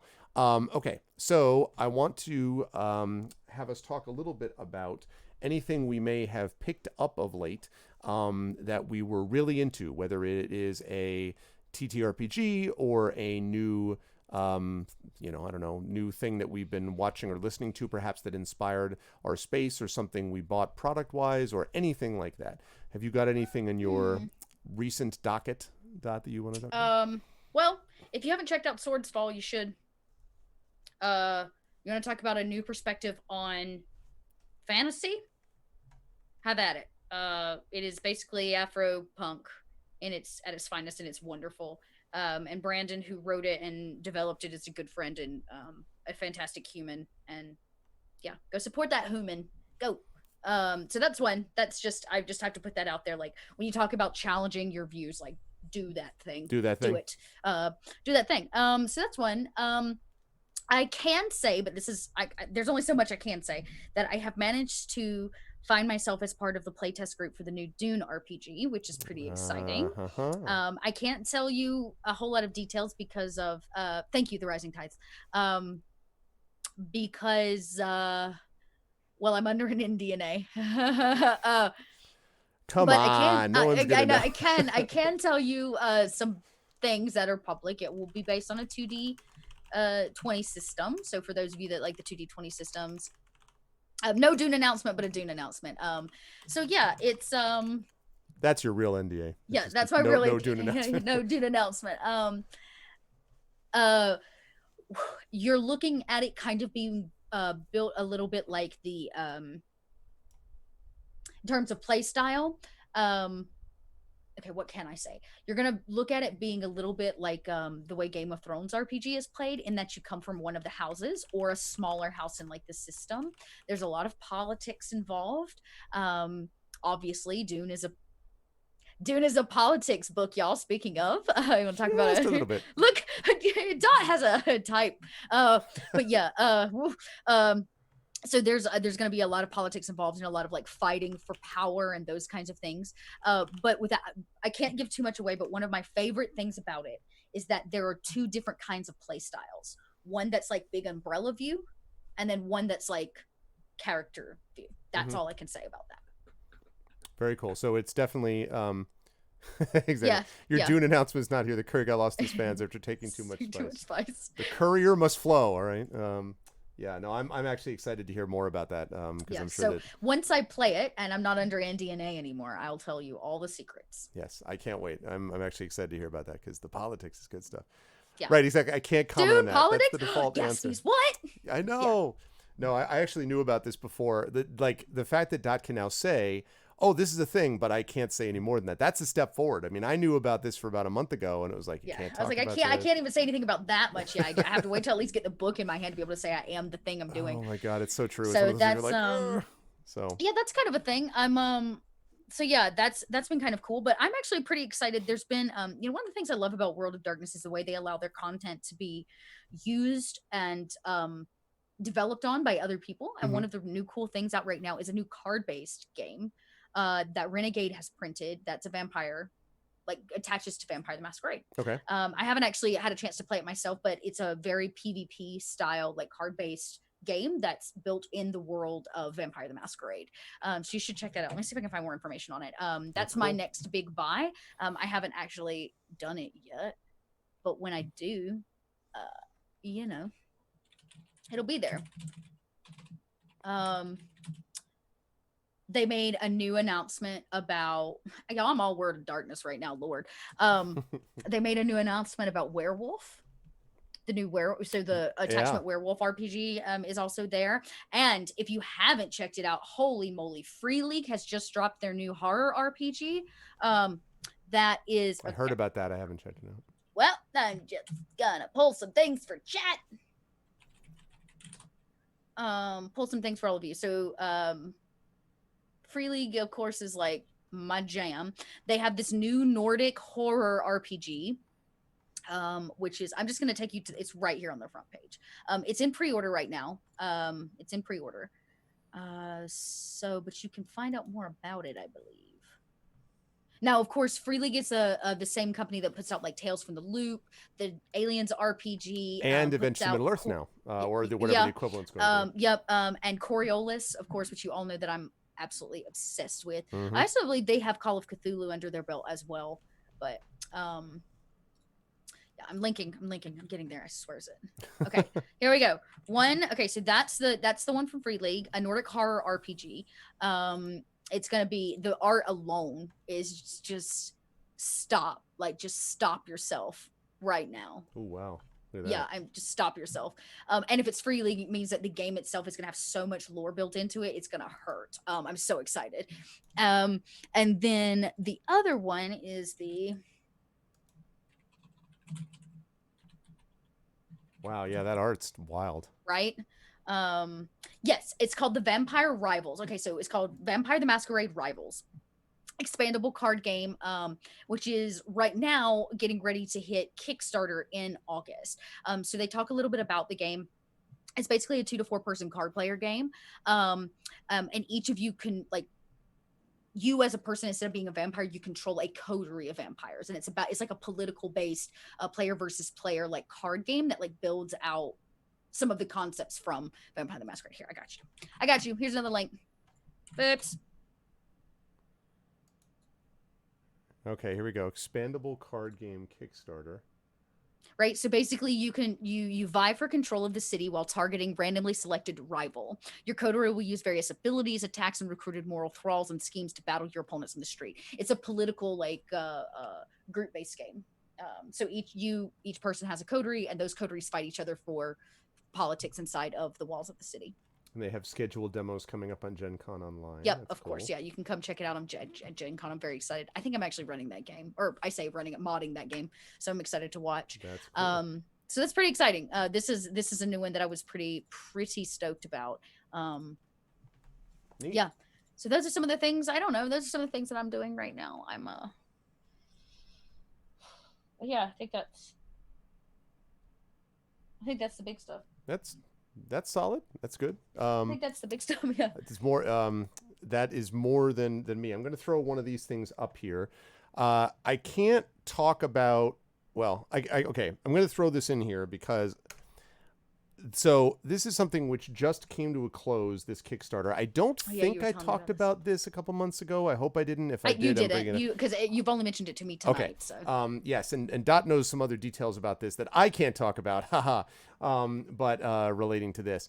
But that thing is Beowulf Age of Heroes. So the cool thing about this, so first of all, the people behind it is Handiwork Games, which is created by John Hodgson, who used to work at Cubicle 7 and was the artist and person who did a lot of the writing for Adventures in Middle-earth when they were the ones who were publishing it. So he now has his own company, and this is Beowulf Age of Heroes, which is 5e compatible. What I love about this is twofold. First of all, again, it nails the feel of this. Like, you have characters, NPCs that go along with you that are your crew, but basically it always foregrounds the hero. So they do things and they kind of emerge, do stuff, and then go back into the background, which is very much Beowulf-like as well. So I love the sort of setting and the feel of it. I teach Beowulf myself in my fantasy fiction course, so it's, I dig that. But the second reason I love it is that it's very heavily driven around a duet style game. So again, one-on-one, right? One DM, one GM, one player. And I love that idea because one of the things that I have noticed it allows me to do when I'm working with, for example, various people in I&B or things like that, is that it gives me a chance to focus a lot of attention on individual backstory and individual moments that really sort of fill out details that when we get them back in the larger campaign, right, in the larger group, people then are able to see a different context for decisions that are being made by that particular character. And so this sort of really kind of leans into that. It did extremely, extremely well. It made almost 40,000 pounds, which is, I think, 7 million US dollars. No, I'm just kidding. But it is a good amount of money on the US side.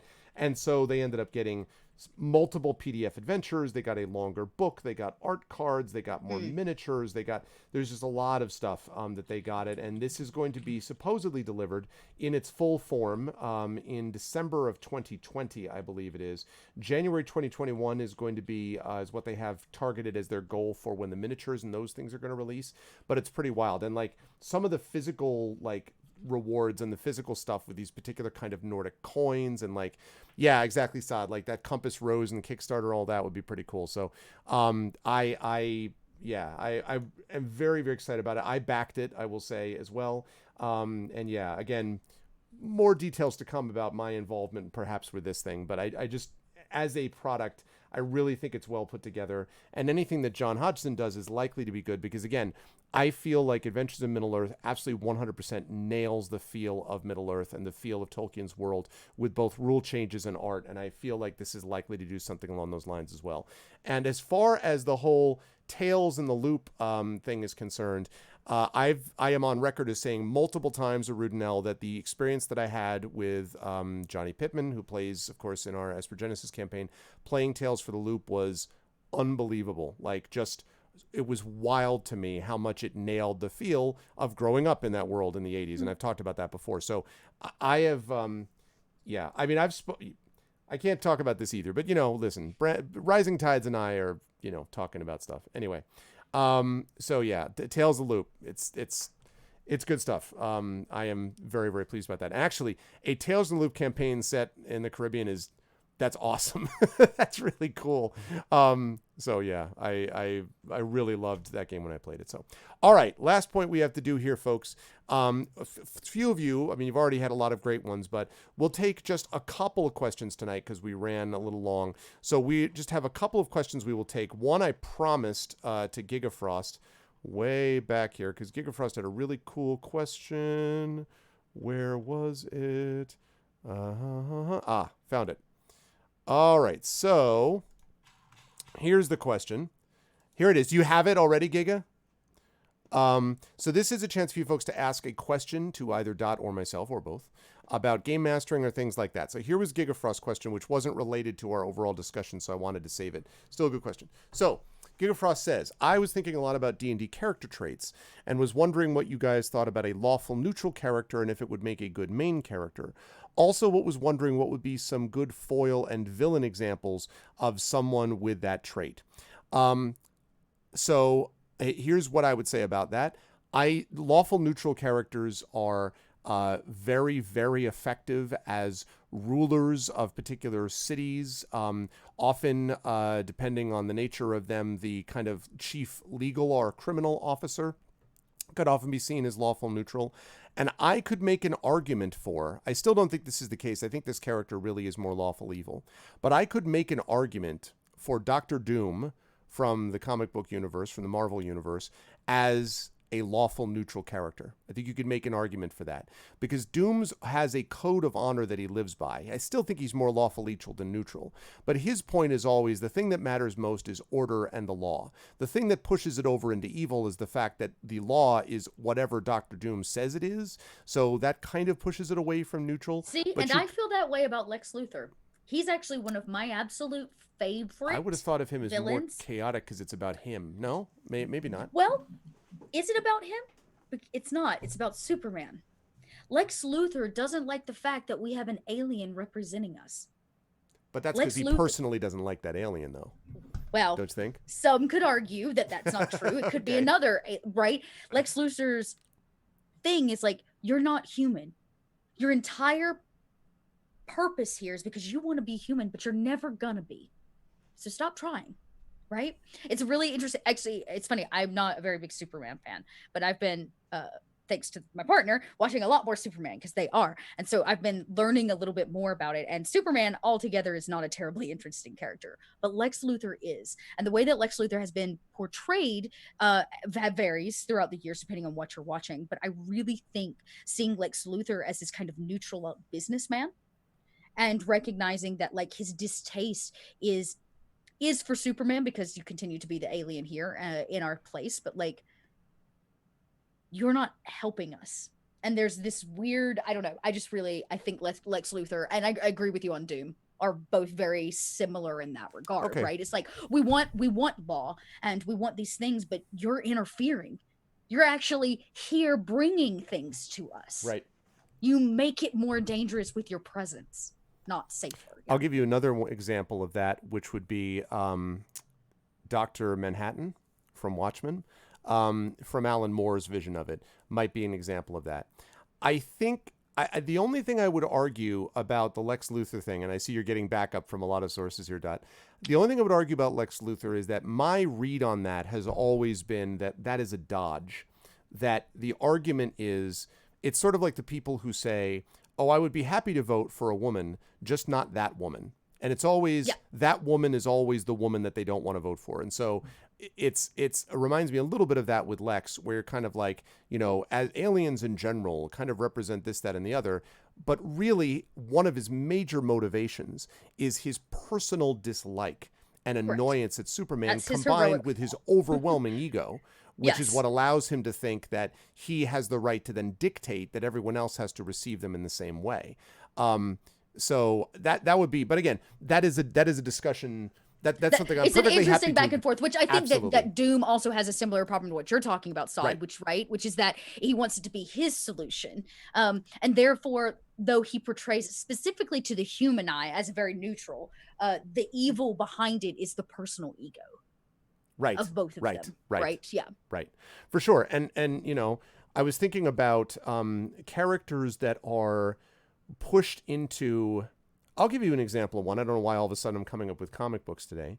The Silver Surfer, and here's why. Yes. The Silver Surfer is required by his agreement with Galactus to save his own planet to be his herald. So he comes forward and says, Galactus is coming, abandon hope, etc. Here are the things that are going to happen. But Silver Surfer himself does not do this to planets. Silver Surfer himself does not want to destroy planets.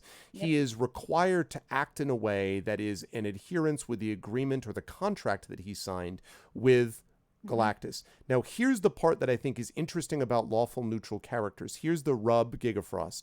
And that is one of the tensions with lawful neutral characters is they are in complete adherence to whatever the law requires, right? And there was a school of thought for a long time that said that the most important thing that one can do is to act in service to the contract that you sign. If you want to find one of the most fascinating characters in the history of Renaissance drama, go look up a character whose name is Daniel de Beausoleil from John Webster's brilliant The Duchess of Malfi. And The Duchess of Malfi is as good as anything Shakespeare ever wrote. It's just that Shakespeare wrote like 20 of those and he wrote one. Webster wrote one. But anyway, Duchess of Malfi is brilliant. Daniel DeBosela is a character who is, because of a variety of circumstances that don't really matter, is not an amoral or even an immoral figure. In fact, he is acknowledged by some of the very moral characters in that play, like the Duchess and Antonio, to be a very moral figure. The problem is that he always serves the wrong people because he mistakenly thinks that his honor is bound to this contract he signs with them. So they say, you're going to do this ABC. And he's like, all right. And he goes out and he does ABC. And he even says at one point that I don't love the evil. I am only bound to love the person who assigned the evil to me, right? That was the contract that was assigned to me. Like the Silver Surfer, I am required to herald the arrival of destruction. I am not myself the destruction. But the problem with both the Silver Surfer and the problem with characters like that and with Daniel DeBosela is that at a certain point, their enslavement to this contract, their enslavement to this, I must engage in this lawful neutral behavior, which is what this contract does, becomes in itself a furtherance of that evil. They can't just say, oh, I'm just doing what was assigned to me. Oh, I'm just living to the contract, because the contract is a dead thing. It's a dead thing which is ultimately only motivated and animated by the people who participate in it. So at the point that Bosela realizes that in his actions he has caused good people to be harmed and killed and destroyed, that is a moment of terrible revelation, because he realizes, my God, I wasn't being an immoral figure. I was being an immoral figure. I didn't think I was. I became one because I found that this piece of paper is more important than the people and the evil that they were making me do through the paper. So if you can create a lawful neutral character who in a way is not just I kill everyone for my own aggrandizement and whatever, but instead is misguided because they serve the wrong principles, and they find that the principle, they separate politics. They say, well, it's not about politics. It's just about what I'm being told to do. That can create some really fascinating involvement. Okay, this would be a deep dive, but I will make this argument that even Neo, by the end of the third movie, regardless of whether you liked it or not, was a lawful neutral, because he fought for both humans and machines, because Agent Smith was beyond both of those. He was the virus, right? In both worlds. And so Neo inevitably neutrally gives his life to save both sides. The bad side, which are the machines, again, can make that argument, and the humans, right? To give both. So those are some examples of that. I think lawful neutral, though, is very interesting because it's so easy to create friction between. It's very, very difficult to have that kind of sort of rigid consistency that a lawful neutral character often provides, and to not have that create friction with the world around you, which is essentially dynamic, right? Lawful neutral characters want to adhere to this pillar or that thing or this idea or this concept when the world around them is shifting them. And as was said by others, consistency, a foolish consistency, is the hobgoblin of little minds. So they're unwilling to adjust and adapt. For the record, Neo always comes back. That's that is the Neo always returns. That is the loop. There has always been a Neo, and the cycle just continues. Yeah. Of course he's gonna come back. There's always a Neo. That's why they should have ended after the first movie. Anyway, okay, Rising Tides. One last question here. Here's an interesting question. How do we feel about replacing this alignment chart with a different matrix depending on the story context? There's a brilliant YouTube vid about a different matrix based on Julius Caesar that I can't recall at the moment, sadly. So I'm probably the only one on God's green earth that actually kind of likes the alignment system, only in the sense that I think it provides. There's a fascinating discussion that begins to develop around the implications of those moral systems. And then people usually end up saying, yeah, I don't want to do that. I want to do this with more of a slice of that. And I want to do this with the other. And so what ends up happening is people often say, I hate this system, then have a really fascinating philosophical debate about the system and come to something much more complex than they would have if they hadn't had the system to yell about. So I actually kind of like the alignment system. But again, I'm a unicorn. I'm the only one who feels this way. Everyone else hates it. I like the alignment system as a starting point. Okay. The alignment system is only relevant for initial character building. That's fair. Yep. Because inevitably then morphs after that. We at that point, want right? your character to change. Right. We want your character not to be that thing when it ends. It is just the flag for starting. And it Right. gives you like a range of where to start, and then how you branch out, and whether you dip your toes over here and you dip your toes over there. I don't care where you end up on the alignment chart. I don't give a Ryan Bat's behind. Right. All I care about is where you start, because that's how I, as the GM, begin to develop these neutral, like these worlds, right? These political worlds in which you're going to have to struggle. Yep. Yep. Once I have that, the rest is what it is. I don't care about it after we have it for initial character buildings. That's right. It's a good way to Yeah, sort he of was establish. He was the sixth incarnation son. It's sort of like it's kind of like a background establishing principle. And one of the interesting things is that then gives you a springboard to jump from, change, alter, but it can gives you something in a way as a foundation. I was thinking last night, Saad, as we were playing our Curse of Strahd campaign, there is a moment where your character Alec, and for those of you who don't watch this, you should be, but for those of you who don't watch this, Alec is an orc, a half-orc paladin who follows Lathander, and who is corrupted by Strahd and basically turned by Strahd, bitten by Strahd, and becomes very gradually is becoming one of his theoretically one of his thralls, although it's a little different because of Alec and a variety of other things. Anyway, so one of the things last night was, as they were speaking with Mordenkainen, one of the great mages of the realms, Mordenkainen kept coming back to, tell me your full name, tell me exactly whom you serve, tell me why this matters. Why? Because returning to that moment of identity where Alec really defines himself as someone who wants to do the good thing, returning to that in a way cut like a knife through all of the kind of deliberate, almost forced moral ambiguity that Strahd wants to put on everybody, like all of you you've all got your dark secrets, and in the end we're all, terrible human creatures that want to destroy each other. In a way, this cuts through all of that to return to one's foundation. Mm-hmm. So in a way, it can be not only a springboard, but a reference point. For some people, it can be a reference point that you, when you leave it, never return to it. You abandon it and you always go, I'm never going to go there. I'm never going to be that. But for other people, it can be an anchor to which you return in the future. And so, that stuff can happen also. Intense moral discourses with folks so others not be bothered when the alignment chart comes up. That's it, Rising Tides. Like, I used to do that even back in the 80s when my dad would bring me to his, back in 1981 or 82 when I was just 10, and I had just learned about this alignment system, and I'm having discussions with these professors at my dad's college, and they're all like, oh, tell me more about this alignment system. I'm like, well, this, oh, that's fascinating, because back then, 82, 83, those people who didn't think that D&D was the spawn of the devil would often find it an interesting thing. And my dad hung around. Right, a philosophical discussion. Yeah. So those people kind of hung around for that too. So anyway, we need to wrap up here. This was awesome though. What an unexpected conversation. I really enjoyed tonight. This a lot. And I don't know that we talked a whole lot about tabletop or games, but we sure had some important discussions. I think we did. I think we provided some scaffolding for what needs to happen in this game design. I think generally in the game running. And part of that is on chat for being amazing and awesome, and having really interesting conversations. But part of that, of course, is the amazing quality of my co-host, Little Red Dot, who has always got great things to say and very thoughtful things from which I learn every time we speak. Dot, this was great. Where will the lovely folks see you next? Gen Con is coming up. It's about to consume it's my almost life. Here. It's almost here. So I guess the next 2 weeks of my life are a little bit of a strange blur. This upcoming week is Gen Con. I'm excited to announce that I am part of the tech team that's going to be actually managing the Gen Con TV channel. So if you're tuning in at any point from the hours of about 10 a.m. to 5 p.m., more than likely I'm running those channels, or at least one of them.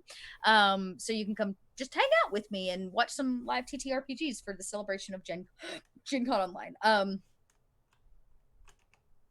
After that, the following week, I have a big event actually for my job.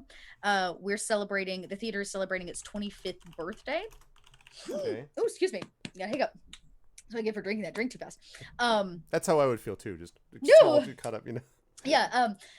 So it's our 25th birthday. So we are doing a 25 straight hour stream starting Friday. Which is kind of crazy, and then we'll go all the way to Saturday. So I'll be managing and running that kind of from the back end.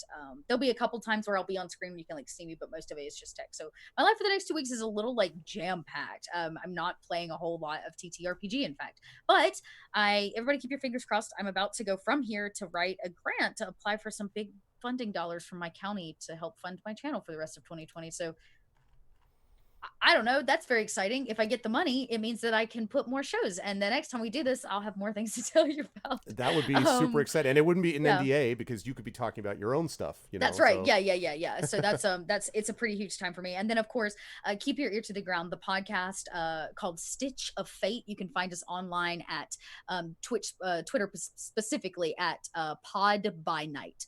We will be a podcast, so you can check that out. You'll be able to listen to us on pretty much all the places you find podcasts for a while. And we launched Friday, August 14th. So just a little over 3 weeks time.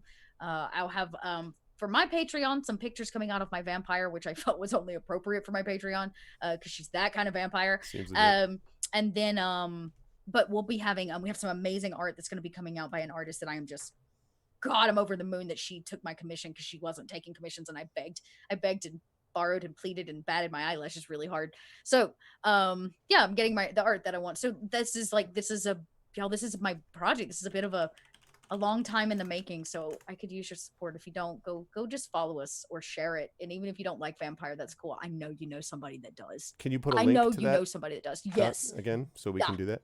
Da, And da. is it chaotic? It's not chaotic evil, Rock God. Is it chaotic neutral, which is my least favorite alignment as it's often played, but now so many people play it as not really chaotic neutral in a way as the traditional method was that it's not as bad anymore. For example, Mordenkainen is technically chaotic neutral, but he's not really, honestly, the way that anyone would really imagine him. Yeah, so go follow that Pod by Night. One if by sea, Pod if by night. The Stitch of Fate podcast set in New York City. Yep, it'll Listen, be a New York I don't City know that setting. this New York City thing. Okay, like I Yeah, don't yeah, really... yeah. New York City setting. Modern. It'll be a modern campaign. Actually, I can tell. I mean, I don't know how much you want to know, but I can tell you a little bit about my character and our coterie. I can't tell you about other people's characters. Tell me but about I your can character spoil before we mine. sign off for sure. Well, like I won't spoil her clan, but I'll tell you a little bit about her. She was born in late 1920s in Russia, and around her 19th birthday, Germany invades Russia for one of the coldest winters ever, and her parents ship her off. She comes from kind of a wealthy Russian family to New York because she's a dancer, a ballet dancer. A trained ballet dancer. Okay. And then, of course, the invasion happens and the war happens, and she manages to get stateside kind of before that all goes down and spends a few years dancing on a stage. A vampire stalks her, and one night there was a fire at the theater, and it was the perfect cover for her death. And they change her to be like a vampire. But she kind of hates them for it because now she can't dance ballet anymore because she's supposed to be dead, right? And it's a masquerade breach. Everybody thinks you're dead and you just show back up. Okay. So this character who wanted to be a famous dancer never can be, like, she has to dance in the darkness basically. So she owns a very high, well-to-do club called the Succubus Club, and she can only get to dance in her club. Wow. So she runs a club, and we have a Fang Gang, which means we're into a bit of criminal activity. So Fang Gang. Nice. we're Fang Gang, which means that we deal in criminals and thugs and those kinds of things. So she's the perfect mix of Jessica Rabbit and Black Widow. Wow, that's Jessica Rabbit and Black Widow. That's awesome. That's cool. Well, I mean, that sells itself. So people should go over and follow that on Twitter. That is good stuff. And that's awesome. And yes, I'm glad, and I have my fingers crossed for the grant as well. That is, yes, the grant will be huge. Dot will probably cry. It will be great. It will be a very damp moment as I sob over found monies. I'm super rooting for you for that. And please obviously keep us posted and let us know how that happens, because that would be awesome. So I am going to say goodnight to Little Red Dot. Chat, can we get some love for the amazing Little Red Dot? You will see her here on this channel for Curse of Strahd from Infinity Beyond, and of course for the Art Vocalists as well. Yes, I will be back for Art Vocalists. I appreciate the few times I've had to take off, y'all. Life is really hitting hard, and I know you all know that. So yeah, this will be, we'll love to have you back for that in something which is a modern commentary on the flatness of our existence and how we fold ourselves into origami. No, it's Paper Mario. It's a lot of fun.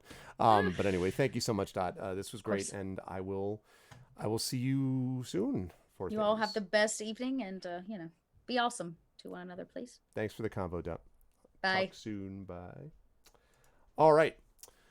So that was good stuff, and that is going to wrap it for an unusual Sunday night stream. But boy, I'm glad we did that. That was really great, really great conversation about a lot of stuff. We covered a lot of bounds. Can this microphone please go up? Stay there. You halt. All right, good.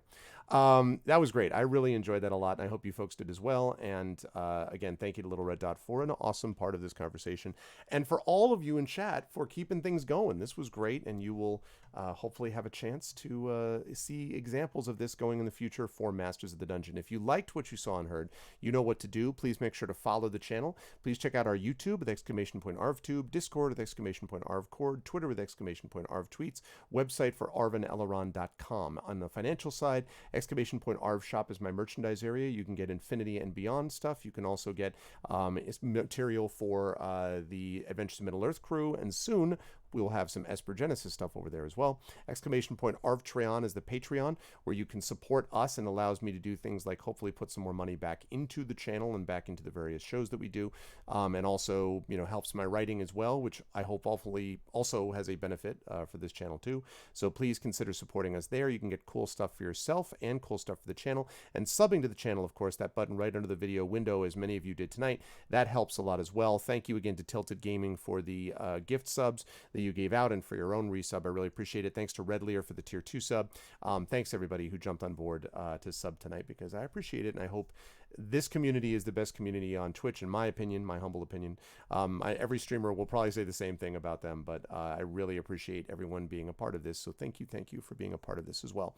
And last, the publishing stuff. Icarus. If you liked what I had to say tonight about storytelling and you want to hear more about the way that that gets done in other formats, like graphic novels, for example, you should check that out. Icarus is for details about my Icarus and Jelinek graphic novels, which have gone out to Kickstarter backers, and which the retail of that is now going to be late October, early November. Pre-orders for that are going to go live in early August for the retail editions of these. Library, Tales and Tomes from the Forbidden Library, which is my 5th edition adventure and sourcebook from Alligator Alley Entertainment, coming out in print soon, currently available already on sale for less than $10 on DriveThruRPG.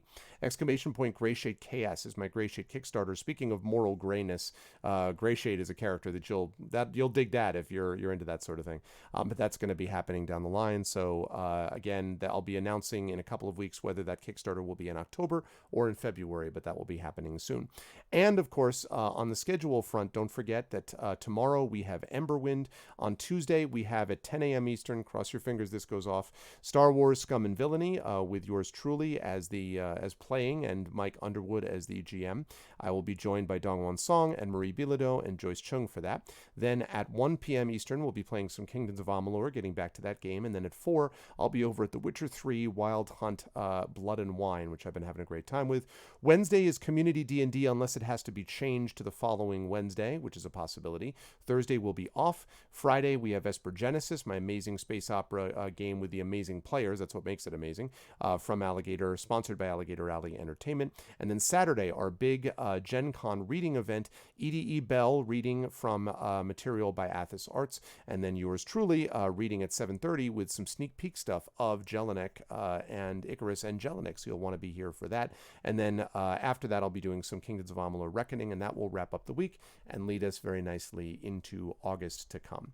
Last, but certainly not least, as we've been talking about tonight, BLM. If it is true that politics is a part of everything we do, then it is equally important that we recognize that politics is also about people, and we need to support those people, especially those who have been historically not paid attention to and represented in the ways that they should be.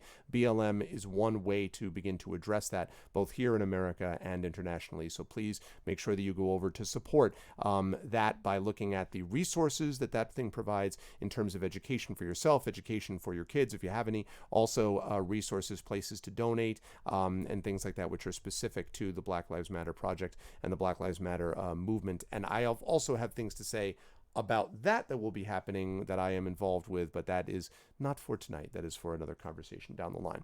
We are going to do a raid today. Raids are real simple. If you are not a sub, you're going to do this. The Arvanauts have landed followed by Twitch Raid, lowercase Twitch, uppercase R, lowercase AID. Email tonight confirming your 3 Worldcon panels. Mixed feelings but unmixed pride. That's a good way to put it, Trish. And congratulations. And again, I'm very happy that you're able to do that, and I'm sure you'll be amazing on those panels. And I'm really glad that you got that. So congrats on that. The Arvanauts have landed, followed by Twitch Raid, lowercase Twitch, uppercase R, lowercase AID, and then Arvany Roar and Arvany Hype, ARVANE, all lowercase, uppercase H, lowercase YPE, and Arvany, all lowercase, uppercase R, lowercase OAR. You can do that to be brought into to put the raid message out there when you had a chance to do that going forward. Now, having said all of that, let me see. All right. I think we have this and then that. I actually think I know who we're going to raid today. I think this is not somebody whom I have raided before, but this is a person that I know who actually has some connection to, well, something else. You'll see. But it is a person that I think it'll be appropriate for us to check this person out based on what they're doing. So make sure that you give that raid message when you're brought over automatically. And thanks to everyone who made this awesome tonight. Thank you to my wonderful mods, Hilness, Rock God, Shadowed Mage, Arudinel, and Sod. Thank you to my wonderful subscribers, Hilness, Rock God, Shadowed Mage, Tilted Gaming, Crit Twitch, Gigafrost, Light and Passion, Little Red Dot, Lone Wolf 67, Mirinda, Mrs. Dunsel, Red Lear, The Rising Tides, and Trishy Mats. Thanks again to Tilted Gaming for the gift subs and all that kind of good stuff. Thank you as well to my viewers. Thank you to 1FPS. Thank you to another TT viewer, Blaine Wiz, Commander Route, Darksteel Spork, EKAG, Kurju, Lurks, Nonstop, PKD Fan, Cusick, Remistino, U Christensen, Uncle Elias, Universe, VNK, Valerian Gamer, Video Store Cowboy. I was speaking about him earlier tonight, and Virgo Praz. Thank you, everyone, for all of that support. And last, of course, thank you to my co-host on Masters of the Dungeon, Little Red Dot, who always provides so much amazing good content and good things to think about and knowledge and wisdom from the world of tabletop gaming, game mastering, and beyond. That's going to do it for me. I'll see you folks tomorrow for Emberwind at 7 p.m. Eastern with John, Sod, Brahms, Marie, and Jen Brozek. I will see you all for that tomorrow, and otherwise, busy week to come. Hope everyone has a good one. Hope you enjoyed tonight as much as I did, and I will see you lovely people very soon. Until then, everyone be good to each other. Have a good night.